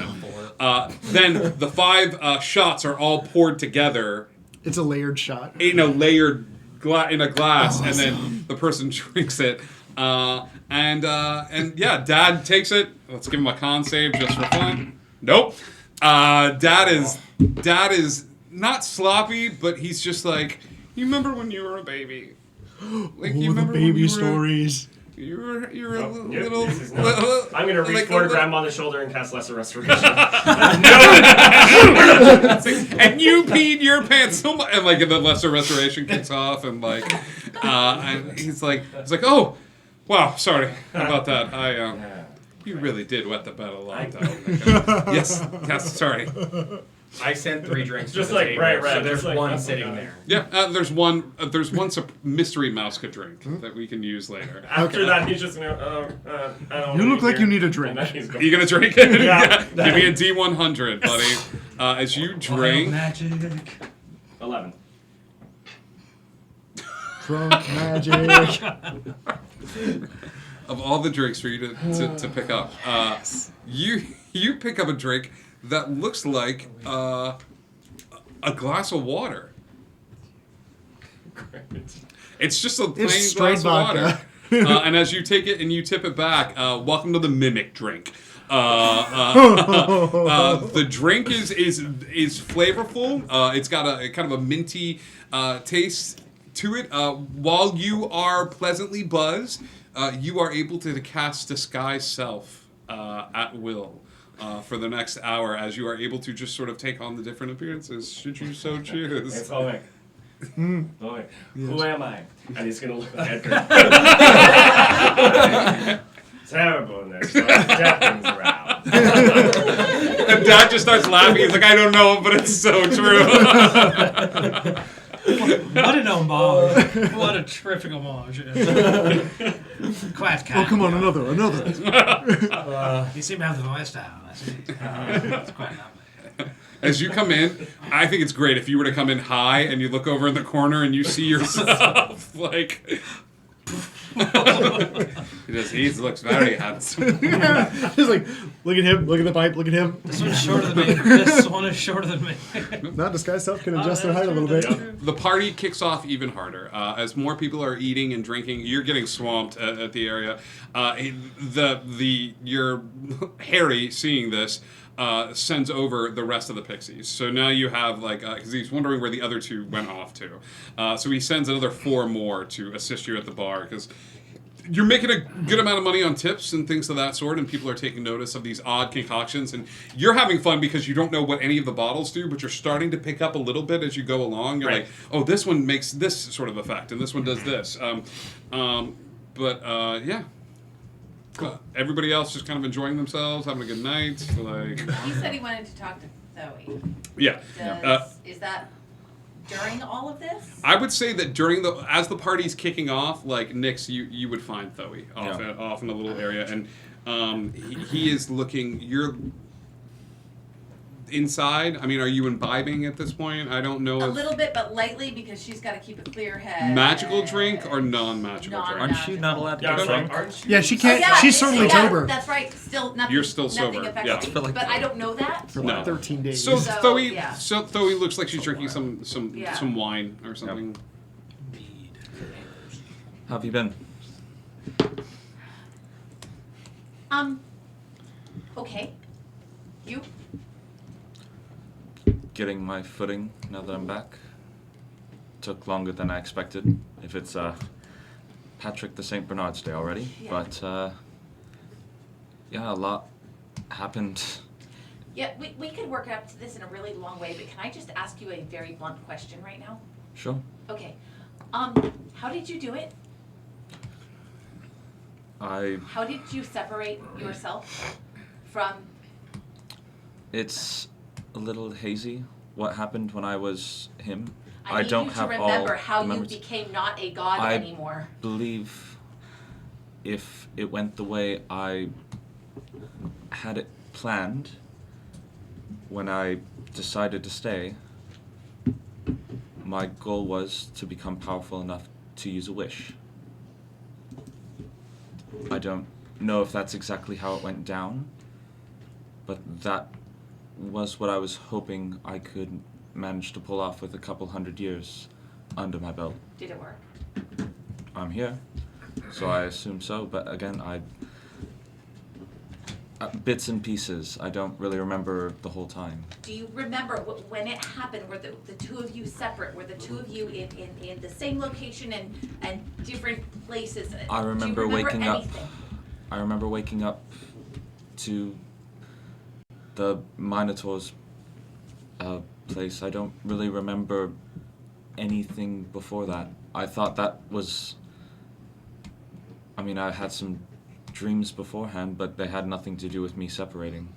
But you're separate now. You're you, and then there's this other god out there Who was you but is not you anymore. Doing well without me, apparently. So I guess it didn't work perfectly. So I guess it doesn't matter because you're back and you're you. For I don't really care about that one. You're back and I'm you're back. you. Yes. Just me. But you don't remember how you did it.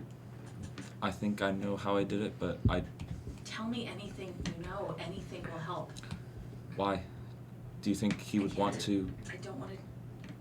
Do you think he would want to come back to his old life? Maybe. He chose that path so that he could achieve godhood.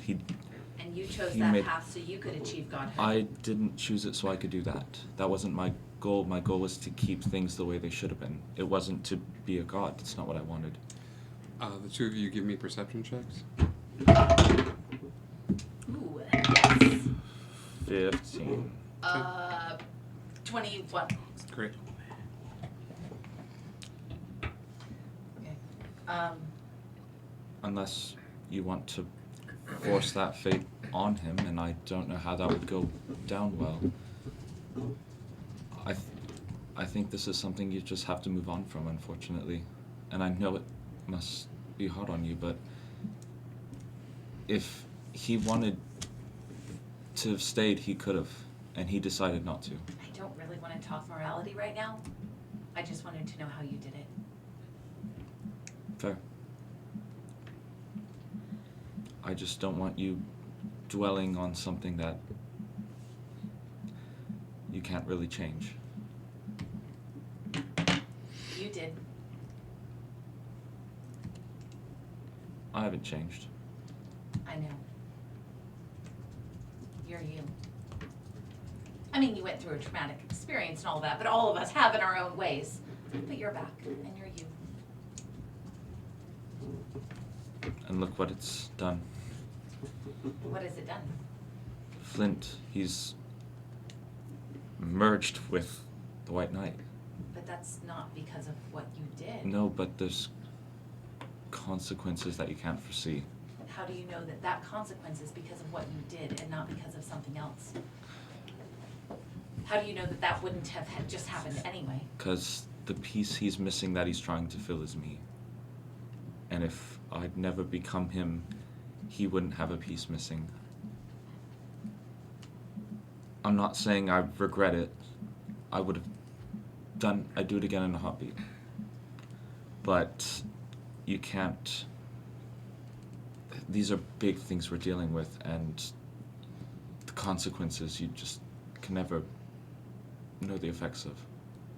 Maybe give yourself just the opportunity to not blame yourself, that maybe there's a chance that it's not your fault.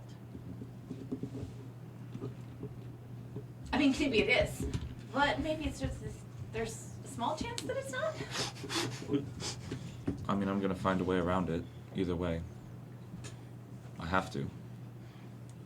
I mean, there are a lot of problems that can be solved right now, and then there are some that maybe can't, but maybe down the line we'll find a way. Yeah.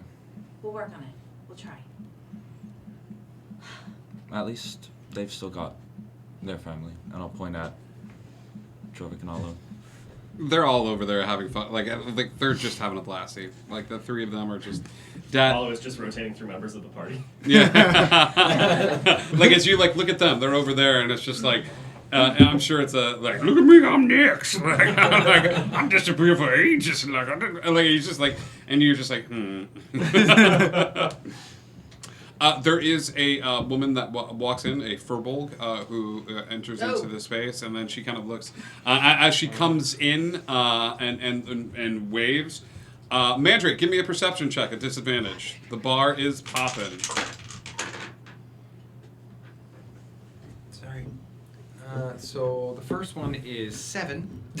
Nope. Great. Oh yeah. wait. You said perception? Yep. I'm sorry. I was rolling D100s. I was rolling for drinks. I'm sorry. 14. At disadvantage? Disadvantage. Hold on. 14 or perception's a plus 10, so 24. 24. Wow. Or no, 23. I'm sorry. At disadvantage. What was the 13? What was the 4? Yeah. You look over towards the door at one point, and Thoe walks in. But it's Furbolg Thoe. Spot on, dead on. Like, she's even holding the little book. And as that happens, a regular Thoe that you recognize immediately is like, come on, you're not supposed to be here. And just goes, like, taking off. And Do I see this? Give me a perception check, not at disadvantage. Okay. 14. Yeah, I would say that that's close enough. Like, you would just see, like, Thoe. She walks in, and Thoe's like, I gotta go! Like, and just takes off and takes her and leads her arm outside of the door. I'm behind the bar. No, I go up. Did you? I did. Go see what's happening. No. I'm following out, I guess. And I'll tell one of the pixies. Oh, you know what? I'm gonna cast. Deliver a drink to one of them. I'm gonna cast Greater Invisibility. Greater Invisibility. Bring a drink to one of them. Okay, got it. It's only 1 minute.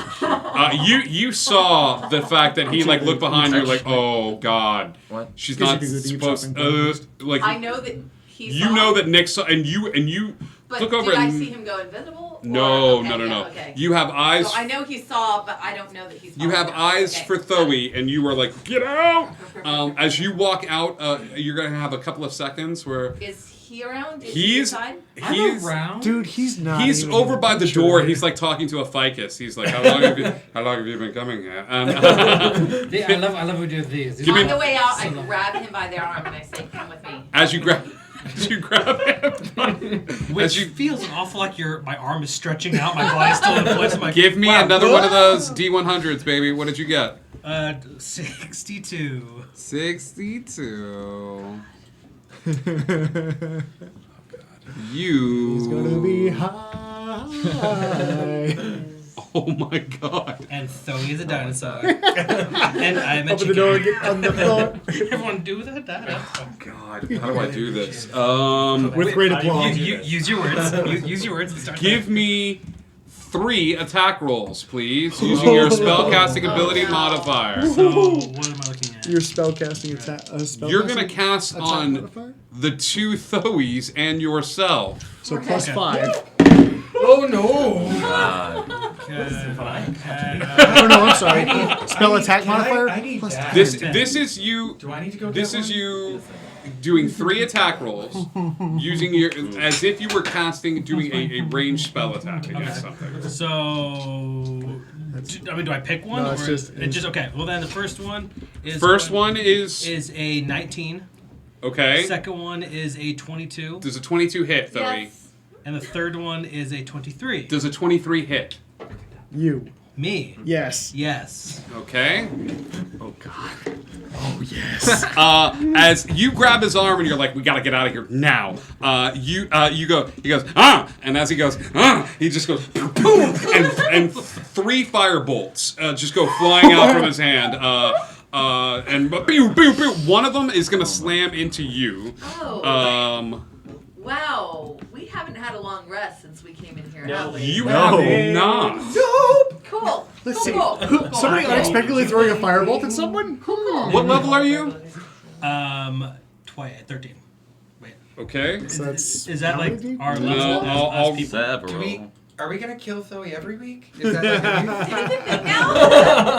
No, it's cool. 'Cause I'll do it. Immolation. Okay, it's a low roll if that helps. You take 6 points of fire damage. Cool. That feels great. Ow! You see him cast at himself. You take 17 points of fire damage. As the firebolt, you go, It's on me!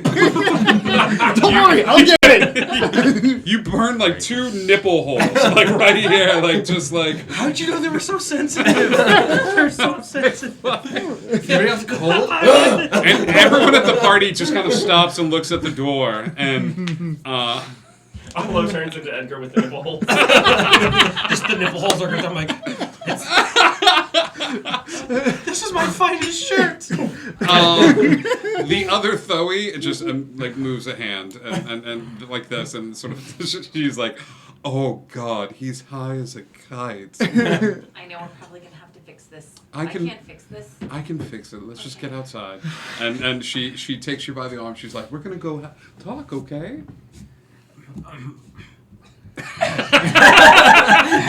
That's perfect. She like takes your hand, takes you by the hand and like leads you outside. Nyx, give me stealth rolls at advantage as you are invisible and you are kind of following the group outside. As the 2 of them leave. 19. 19. Yeah. I don't think you're paying attention. Okay. It's only for a minute, though. The invisibility. The only for a minute. Okay, so the other Thoe kind of leads you outside, and as you 3 are outside, she goes, I found you something that will work, and I honestly think that here, and a pixie shows up with a drink, and she goes, oh, thank you, dear. What is this? She goes, I don't know. She goes, who is it for? She goes, one of you? And she goes, Edgar, dear, would you drink this? Edgar? Edgar, drink this, dear. Right now. Yes. You want me to drink? She takes the cup and goes, here it comes. The little birdie flying. Give me a D100, buddy. Give me another one of your D100s. I'll say no, this. no, just off the wall. Just give me one of those. 17. The alcohol. This has been one of your favorite episodes. You have just drank the Phoenix.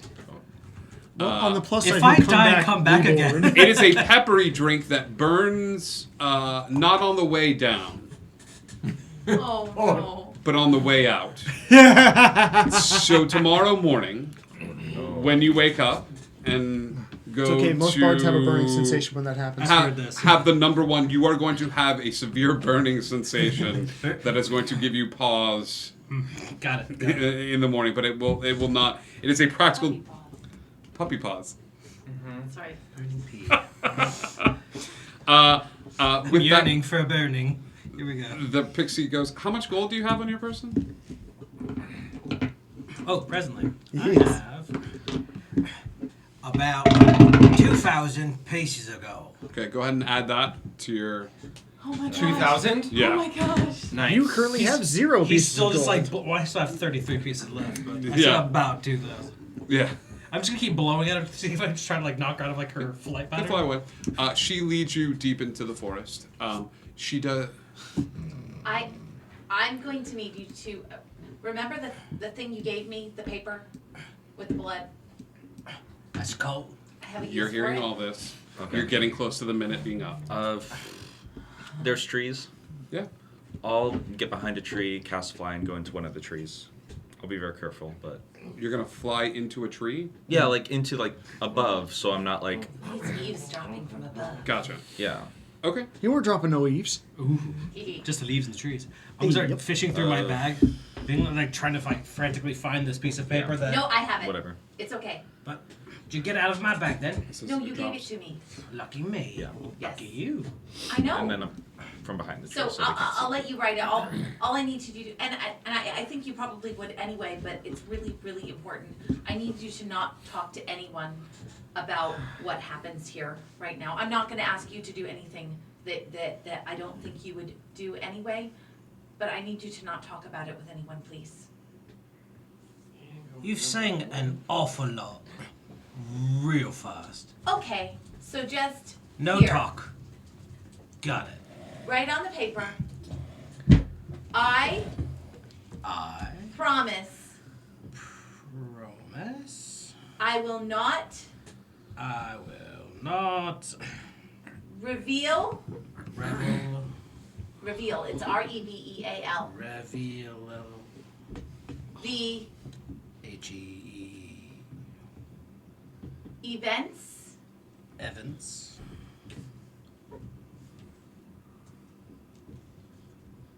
that happen. That happened. I don't want to loophole. For the next 30 minutes For the next 30 minutes. to anyone. To anyone. He's gonna sign it. When you finish and you sign it, there is a faint pull of magical energy as your blood was used to create this contract, and you are doing so in the presence of a being that takes things like this very seriously.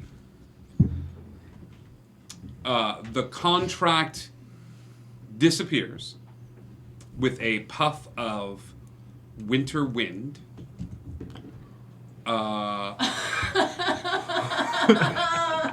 And Two questions. and nope. And suddenly, you have a blank puppet. You can see tethered to this individual, like the spiritual form of Edgar. A few centimeters outside of him, and a blank Edgar body puppet, who is standing there, almost as if the two are interposed on top of each other. Okay. Okay. So is it so? Am I not actually? Edgar, you're having an out-of-body experience. Like, you can kind of Weird. look down and see your Astral body, projecting kind of thing? but it's like an astral Doctor Strange projection type astral thing. projection, yeah. And she goes, should we go? Well, yeah, you said you were going to find a body because we needed to talk to. Absolutely. I found a very nice one. Okay. Yes. This way. And she leads you over to a pond. Give me a stealth check. Not at advantage. Yeah. Oh boy. I'm trying to think if there'd be anything I'd cast beforehand, but I don't think there is. How far away is this pond? Or is it like going for a while? No, it's but you don't know at the moment. This is just you. Where she's, or she's like this way towards the pond. You can see a pond off in the distance. It looks like a few minutes walk. Okay. Yeah. So I can't like just teleport there. Stealth is going to be 19 again. Okay. Okay. You head over towards the pond. You are flying from treetop to treetop, just trying to be as quiet and as calm as you possibly can. As you head over, you see an individual that looks to be extremely waterlogged. In fact, there are heavy chains tied around this thing's legs as if it was dumped here years and years and years ago, and just sort of left. From what you can gather, this was a humanoid type person, but has been underwater so long, and so many creatures have sort of eaten of it that half of its skin and things of that sort are there, and half of it is gone. So he sighs with relief and looks thankfully at the person that she's with. All right. I'm Now, so glad you didn't kill somebody. Well, I mean, I don't know that you didn't kill this person a long time ago, but like. no, you just asked me not to kill anyone for the body. I do whatever I like for fun. Okay. All right. So, how do you talk to your school? You are like, you're trying to form a response, but you don't. I'm still Stony Baloney, yeah. Like. Yeah, you're still like the body leans forward and puts a hand, almost as if it's got zero expression on its face, puts a hand on the body and says, Rio. Yeah. Rio, I need you.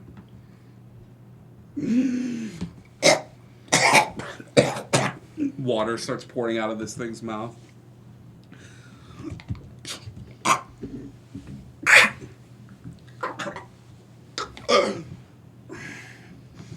What sort of trouble have you gotten into this time?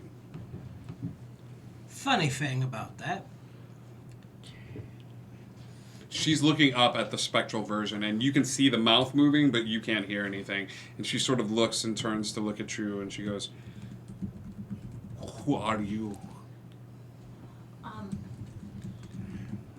My name is Zoe. I just wanted to talk to somebody from your school because I thought I could help you and you could perhaps help me. I'm listening. Oh, okay. A little fish like drops out of the mouth and hits the ground and just sort of wiggles. I'm looking for a weapon, a very powerful weapon. But I have something to trade that I thought might be very useful. It's quite rare.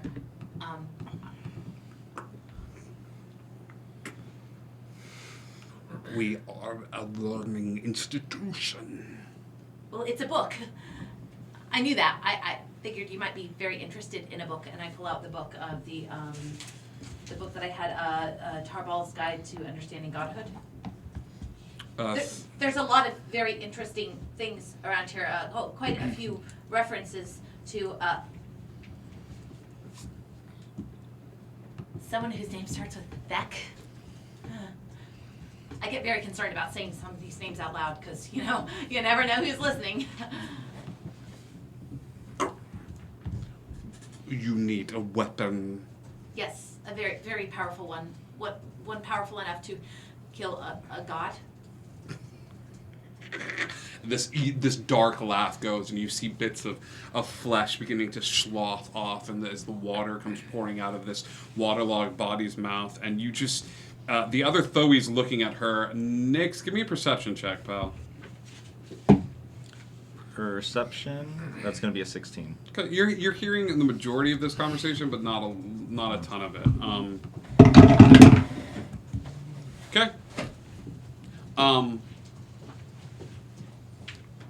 We do not have weapons at the school that we hand out, even for books of this caliber. She turns at you and she's like, "You're in deep shit." You might have something else that could help. And she looks over at the other Zoe.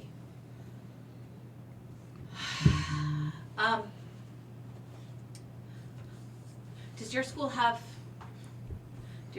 have records of verbal and written contracts by powerful fae, perhaps even gods? The other Zoe just begins to laugh. She goes, "That's what this is. You're going back to the contract." I didn't want to. She looks and there's a bit of time where the body slumps forward and she goes, "We keep contract copies. We have sources." You would understand that I can't say the name of the being out loud, correct? I can write it and give it to you. She goes, "That will not be acceptable." The other Zoe walks forward and goes, "I'd be happy to give them. I think I know where you're headed. If you'd like, I'd be happy to visit your lovely grounds. Report back to you. Broker this deal. It's sort of what I do. Do you trust me?" Well, I don't really have another choice at this point, do I? No, but I still like to ask. This is the only way for both of us to get what we need. What a lovely day for you and the fine teachers at your school to talk to one of the very few individuals that was there at the start. I'll be there soon. She pats Edgar on the head. She goes, "In about 10 to 15 minutes, he'll be fine. He won't remember anything." And she gives you a hug. And as she does, she leans in close and whispers, "Now there is an individual floating above us in the tree. I believe it's the skinny one, the human. You handle that however you would like, but just so you know, in case you'd like to get in contact with me, you do need a body. Kisses." And she gets up and walks off. I need to hand her the book. She already has it. Oh, she already has it. During the hug, you like go to hand it to her, and she's got it from her book, and she hands it. She's like, "May take a little bit of time, a little light reading," and she goes walking off into the forest. All right, I stop and look up at the tree. You might as well come down.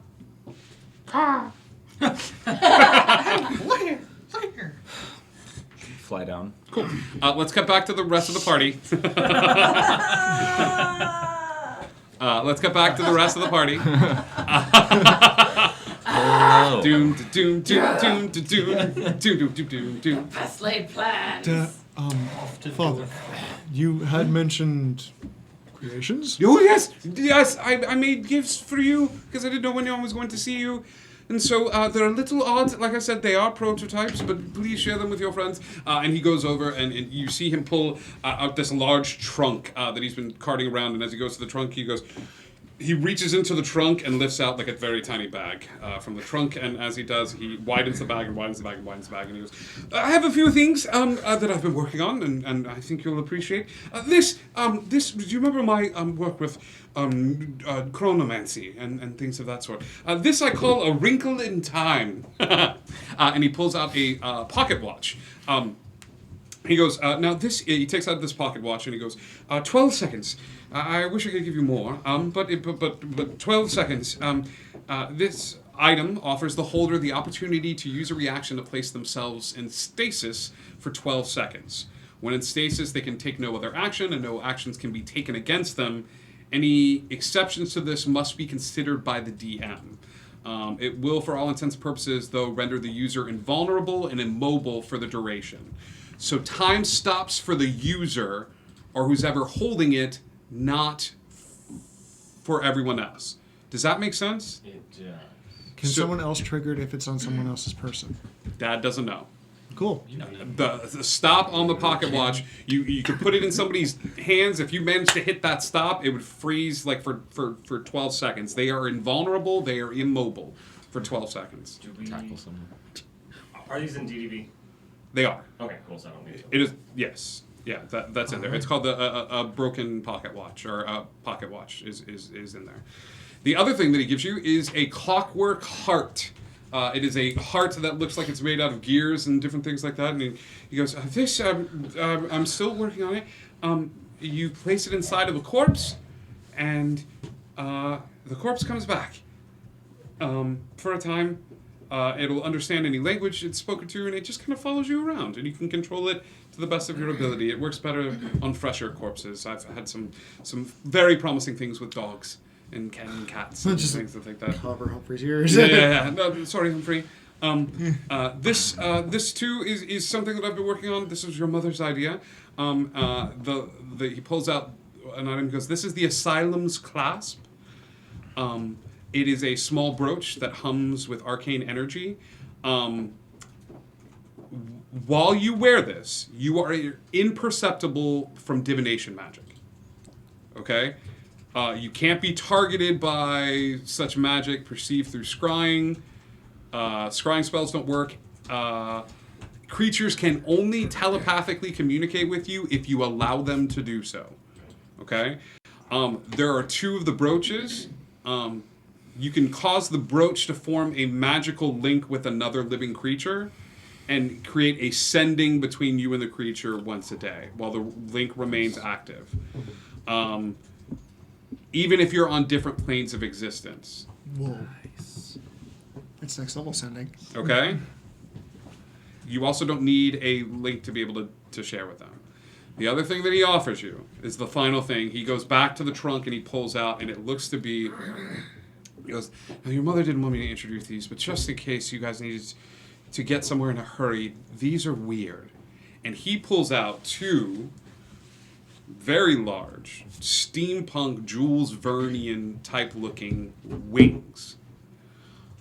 These are clockwork wings. Now, it hurts, okay? Your dad explains to you the process. It is very painful. It causes damage.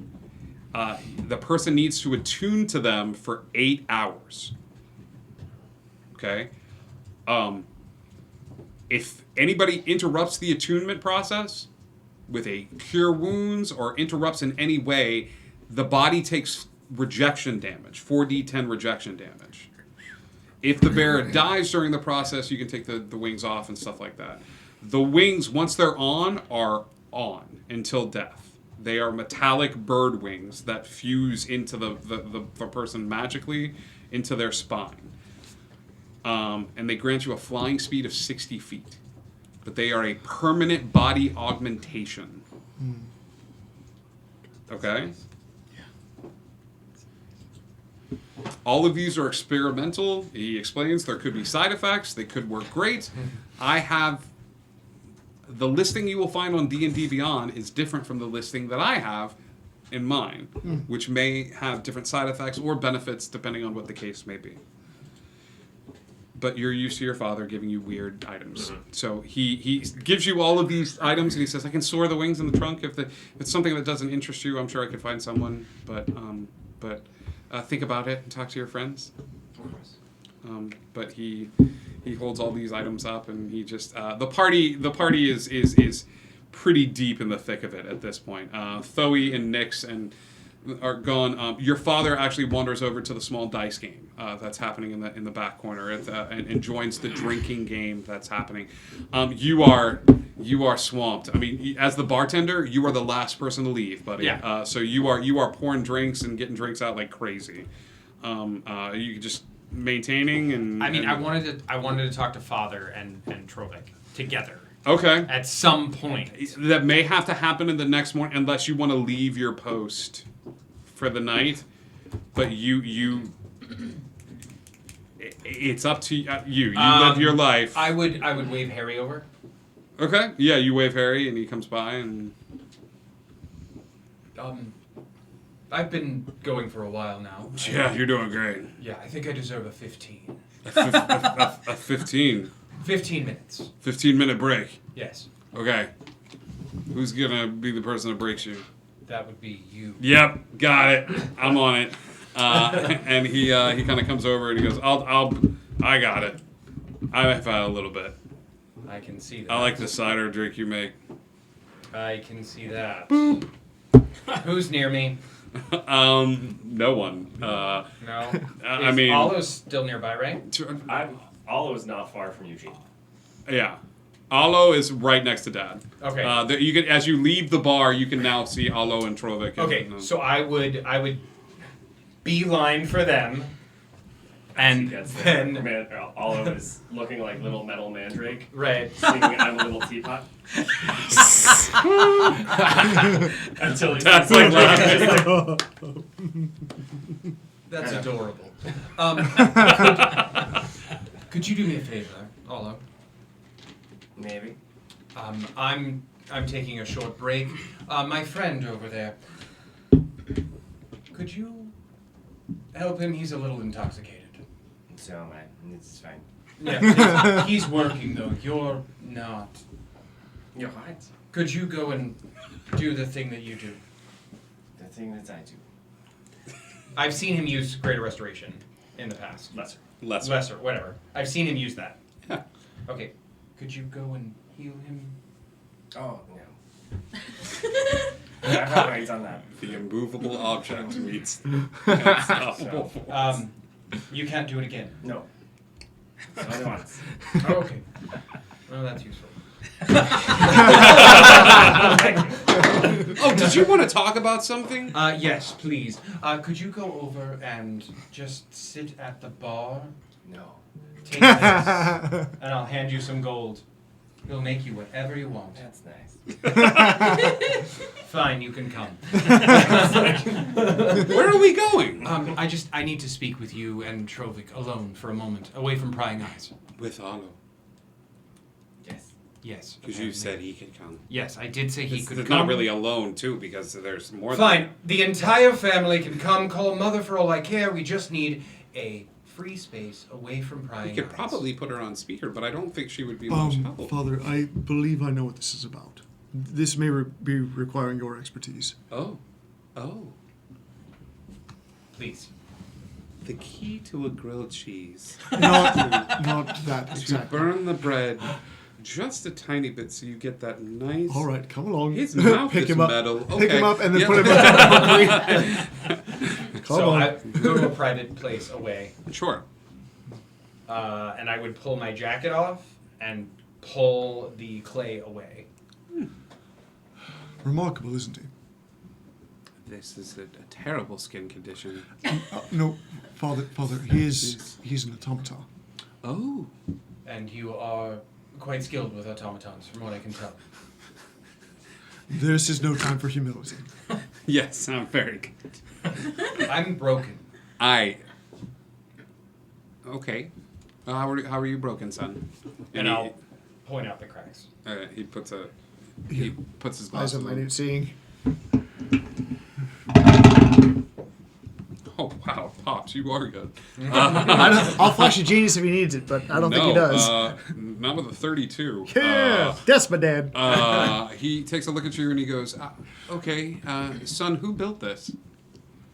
Oh crap! I'm gonna forget his name. Olivier. Laurence Olivier. Laurence Olivier. Yes. I see. Well, there's he spends a bit of time with you. He takes out some lenses and sort of looks through them, and he starts sort of poking and prodding, and takes out his artificer's tools. And I've got good news and I've got bad news. What would you like to hear first? Is there a soul in there? I mean, I'm not a theologian or anything of that sort. I put together pieces and things of that sort. I make toys that imitate life. Do you think you have a soul? That was the deal. Then you probably have one. Okay, then give me the bad news. Oh, you're definitely breaking. This is a catch-22. Okay, let's pretend I was a theologian for a second. This device may have at one point been enough to hold the essence that is Mandrake. But the older you get, the more essence or chi that builds your life force. Almost as if you're going up in levels. I've gotten too big for the bottle. You've gotten too big for the bottle. And it seems like the more powerful you're getting, the more cracks that are forming. I mean, you could always stop. You could find a nice place and read books and drink tea and you could probably maintain this level very comfortably for years and years. How much longer? It depends on the level of increase. If I keep going the way that I'm going. These started how long ago did I first notice the cracks? Few days. With the timetable that you lay out, A couple days. you've got a week, maybe more if you are careful and he's mending and. Okay. Do you have any idea how to stopgap it beyond bending? A new body, a new vessel, a I'll new. put my jacket back on, covered up. But there's no telling if the same thing isn't gonna happen. This is a. It's unusual. It's fine. Mandrake. I've grown quite fond of you. To the point where I can probably never go home. I've had more time than most. You have more to offer as well. Although and That's a weird statement, Humphrey. I'm just like, I shouldn't have come. We're sitting down. Yeah, we're sitting down. Dad and him are looking, and he goes, "I don't. Just stop." People will get hurt. And your family back home? The ones who call you father. They'll be fine. If you're good without being with a body, that I can do. A spirit tied to an object. And he takes out. He goes digging through his pack, and he flips you a ring. As soon as this body breaks and you die, you're not going to go anywhere. You'll be in that ring. Your essence will be there. You'll be able to communicate with anybody who wears it, but you're done. And I'm trapped. Yeah. I'll hand the ring back. Takes the ring of mind shielding and puts it back in his pocket. Mm-hmm. I appreciate the offer. Of course. I've helped others escape. Oh. I've given others a home. All And I'll right. do what I can. As will I. Save the others. I know. I'm better with machines. So And build something that keeps them alive. They're so intense. I plan on keeping you functioning for as long as need be. With If you'll have it. With his help, you could last longer than a week. Long enough to fix what's going on in Wonder. If And then that- I'm done. If that's your request, then I will honor it. All right. I think I'm gonna have a drink now. Please don't restore me. He goes over to the bar and he goes, "I'll have a drink, please." And I go back to the bar. Yeah. Do you want? Drink, please. Do you want to Don't maybe stare take at some me. time and? I'll do that tonight when we rest. Okay. Because I have 4. I only have to sit still for 4 hours. Yeah. And I have my jacket on. Yeah. Okay. So. Cool. Yeah, Dad has a will of the whiskey. A whiskey with minor hallucinatory effects. Starts with a tiny tingling in the corner of the eyes, ends with a shining orb of light dancing a few yards away, and you just keep moving towards that little ball of light. Did I make that? You did. Will of the whiskey. Let's cut back to outside. I'm not ready. Too late. When this whole thing is, I'm still like intoxicated. You're kind of like you're super high. Okay, cool. But that edge is starting to fade a little bit as you're like, I don't have control over my body. Like my body's just kind of standing there responding, but like I don't have control over my body. And Thoe is talking to somebody up in the tree. And I'm that cognitive? You're aware of it. Kinda. You're starting to come down a little bit. Let's watch it again. I fly down, but I'm still Look, hovering. look at it. You're hovering. I'm hovering. Okay. Hi. Hi. That's me. Yes. So, you want to explain what just happened? Ask away. What just happened? Ask a silly question. What happened? You watched it. It was kind of hard to hear from the tree. Oh, good. What did you hear? What are you trying to do? I'm trying to fix things. Just like you tried What to fix things. needs to be fixed? What needed to be fixed when you went to fix things? You can't undo something that's hundreds of years in the making, unless you want to go back again. Oh, you did undo something hundreds of years in Yes, the because making. I was there. Good. Do you intend to go back and try and reset things again? That would be one possibility. You just wanted things to be back to the way that you thought they were supposed to be, correct? Yes. Okay. And that was okay for you to do, correct? You're playing with things that you don't understand. You played with things you didn't understand. Yes, and I was lucky that it worked out. Oh. Hopefully I'll be lucky then. Fingers crossed.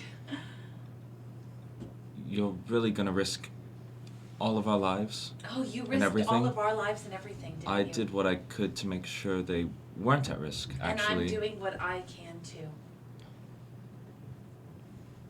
This is a bad road to go down.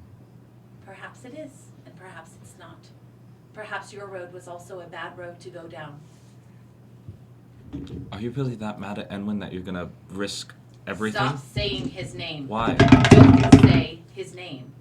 Trust Enwin. me.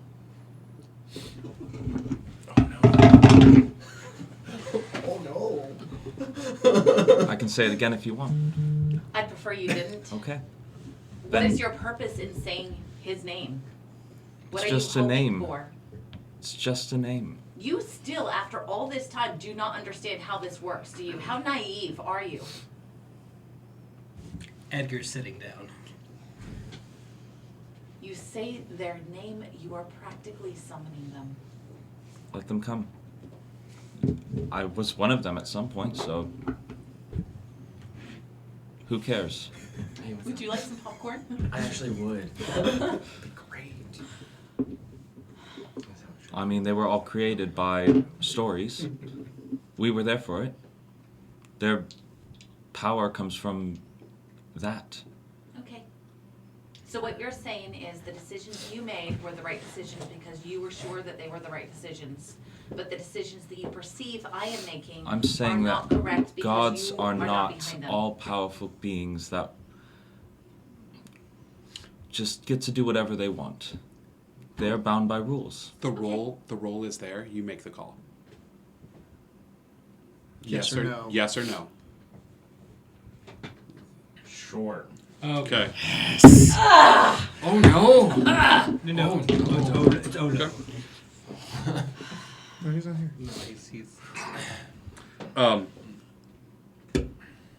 As you're talking, and you're like, they were just stories, and he goes, "Oh, hi, good stories, but stories nonetheless." And a familiar face strides into the clearing with a owl atop the shoulder. Hello? Well, you're back. Yeah. Just as I wanted. How you feeling? Feeling fine. Good. Good. Glad to hear. How's Flint?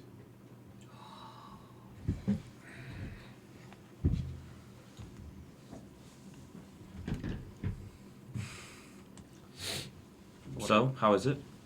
How's what? Being a god. Oh, it's amazing. Yeah. Especially when you don't have a weight tied to you, like preventing you from doing things.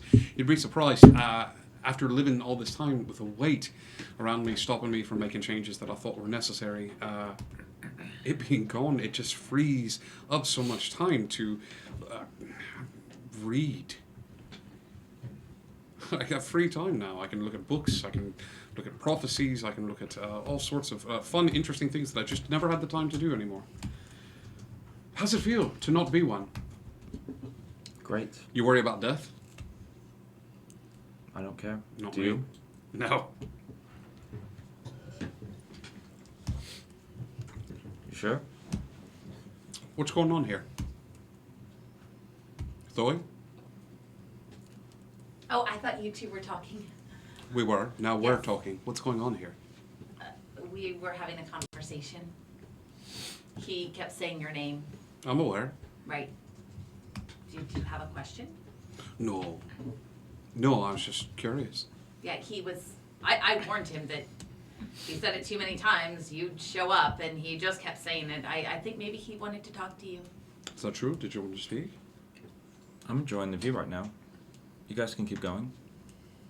Oh, I wasn't the one who called him. I didn't really have anything to say to Oh, him. but you're the one that has a problem with him, so...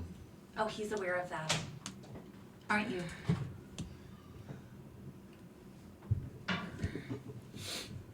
But I didn't call him, so you two can just continue. Do you mind if we talk in private? You and I? Yes. Not at all. It was a pleasure. Nix is gone. Just got you back. And that's where we're going to end tonight's episode. I gotta deal with some fame. You too? You too? You jacked on my money. As you come... Whoa.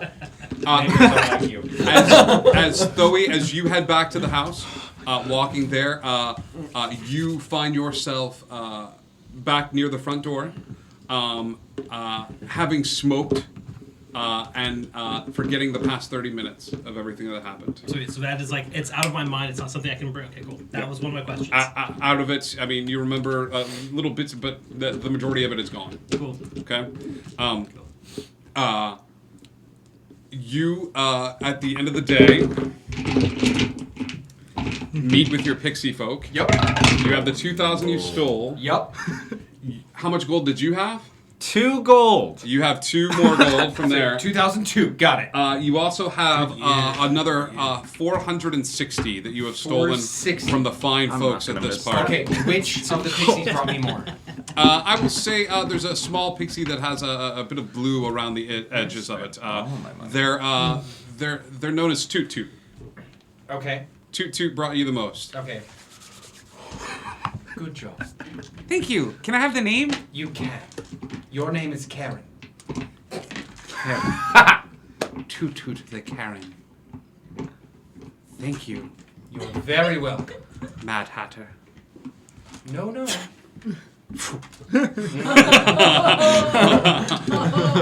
You have gold pieces. The party goes on without a hitch. The rest of you that are hanging out, around this time are settling down for a long rest. You can go ahead and mark that down, with the exception of you. And we will figure out what this conversation is, and I'm gonna let you have it next week. Because I ain't going anywhere near it. So you and I have talked. We know where Enwin is. We know what he's been doing. We know everything that's going on. This is the conversation that is going to go down. I got a lot of drinking to do next week. Oh my Happy Patrick the Saint Bernard Day, everyone. Happy Patrick the Saint Bernard Day to you, sir. I did design a dice game that we never touched upon. but I'm I very. wanted to, but I wanted to bake so bad. I finally know how exactly how you feel. But one of these days we are going to have to play. We are going to have to play 18 Mules. Yes. Has anybody ever played 18 Mules before? No. I've got to work to feed my fam and make a little bread. 18 ropes for 18 mules is what the farmer said. Hey! And then everybody rolls dice. It's great. We'll play it another time. But we love you guys so much. Thank you for everybody tuning in, for all the new followers. The cliff, it hangs. Okay, Boomer63, welcome to the fam. We love you. We're going to go raid another group. We're going to share the love a little bit. Stay safe. Stay happy. Tune in on Monday, where I think we're going to do a one-shot. I've got an idea for a one-shot, and this helps it out. So next Monday. So until then, we'll see you guys soon. Indigo Connect. And hey, do you wonder